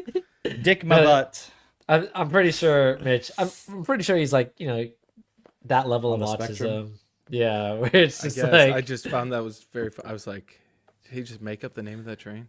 no, To that be- was to the be name fair, of the train. dude, to be fair, like that's kind of how I am when I'm like reading these Thomas Jefferson letters. I'm like, oh, look at here, and look at here. He says the Abrahamic religions are this. Oh, I can't believe I found this. Oh, I have to look at this letter to John Adams from 1823. You want that kind of energy? Watch the live stream. And like Katie Yeah, said, yeah. it's not a podcast; it's a live stream. So don't come here expecting it to be structured. I don't you know how why- much structure we put onto this. Katie's like coming at me. I don't know what that's about. Yeah. She said People it's like not that. a podcast. Podcasts are different than live streams. Okay, Katie, chill. Integrate the vocab, guys. All right. Anything else? No, I don't have. I mean, there's so Excited much for we the didn't cruise? cover, but yeah, cruise I coming mean- up. It's gonna be fun. Looking forward to it. Yes. I'm gonna be visiting Drake right beforehand. Wait, what? He's already prepared with the list of Wait, lobster wait. rolls. Wait, when are you visiting Drake? When Like you right leave. before. We're Right just not- when you oh, leave. Instead of the staying at guy a that I hotel, instead of staying at a hotel, we're gonna stay at his villa. At my Well, cottage. I'm staying at the villa too, but right beforehand. So I'll make it all messy for you guys. Wait, We come in on Drake, Sunday. Are you gonna shove us all into like the same room? Oh No. my gosh. Are we all having? Are you gonna make us all sleep in the cat room? Oh, that would be amazing. Seneca would love it. You got a cat room? We have a cat room. It's bigger than half the house. It's like the master bedroom. It's just It for the is. cats. Yeah. So you guys can all sleep in there with the cat. I'm sure she wouldn't mind too much. Great. That's in 2 weeks. Damn, Drake, in 2 weeks. Yeah, we'll Be see you guys flying over soon. to see you. I'm excited. Brr, brr, brr. Come back next week for more sound effects. All right, y'all. That was good. Well, parenting call next. See y'all on the flip side. Yeah, parenting call. Get hype. I don't know what we're talking about, but it's gonna be fun. See you guys there. All right. See you next time. Bye. Bye. Bye. Self-perfected, making things clear.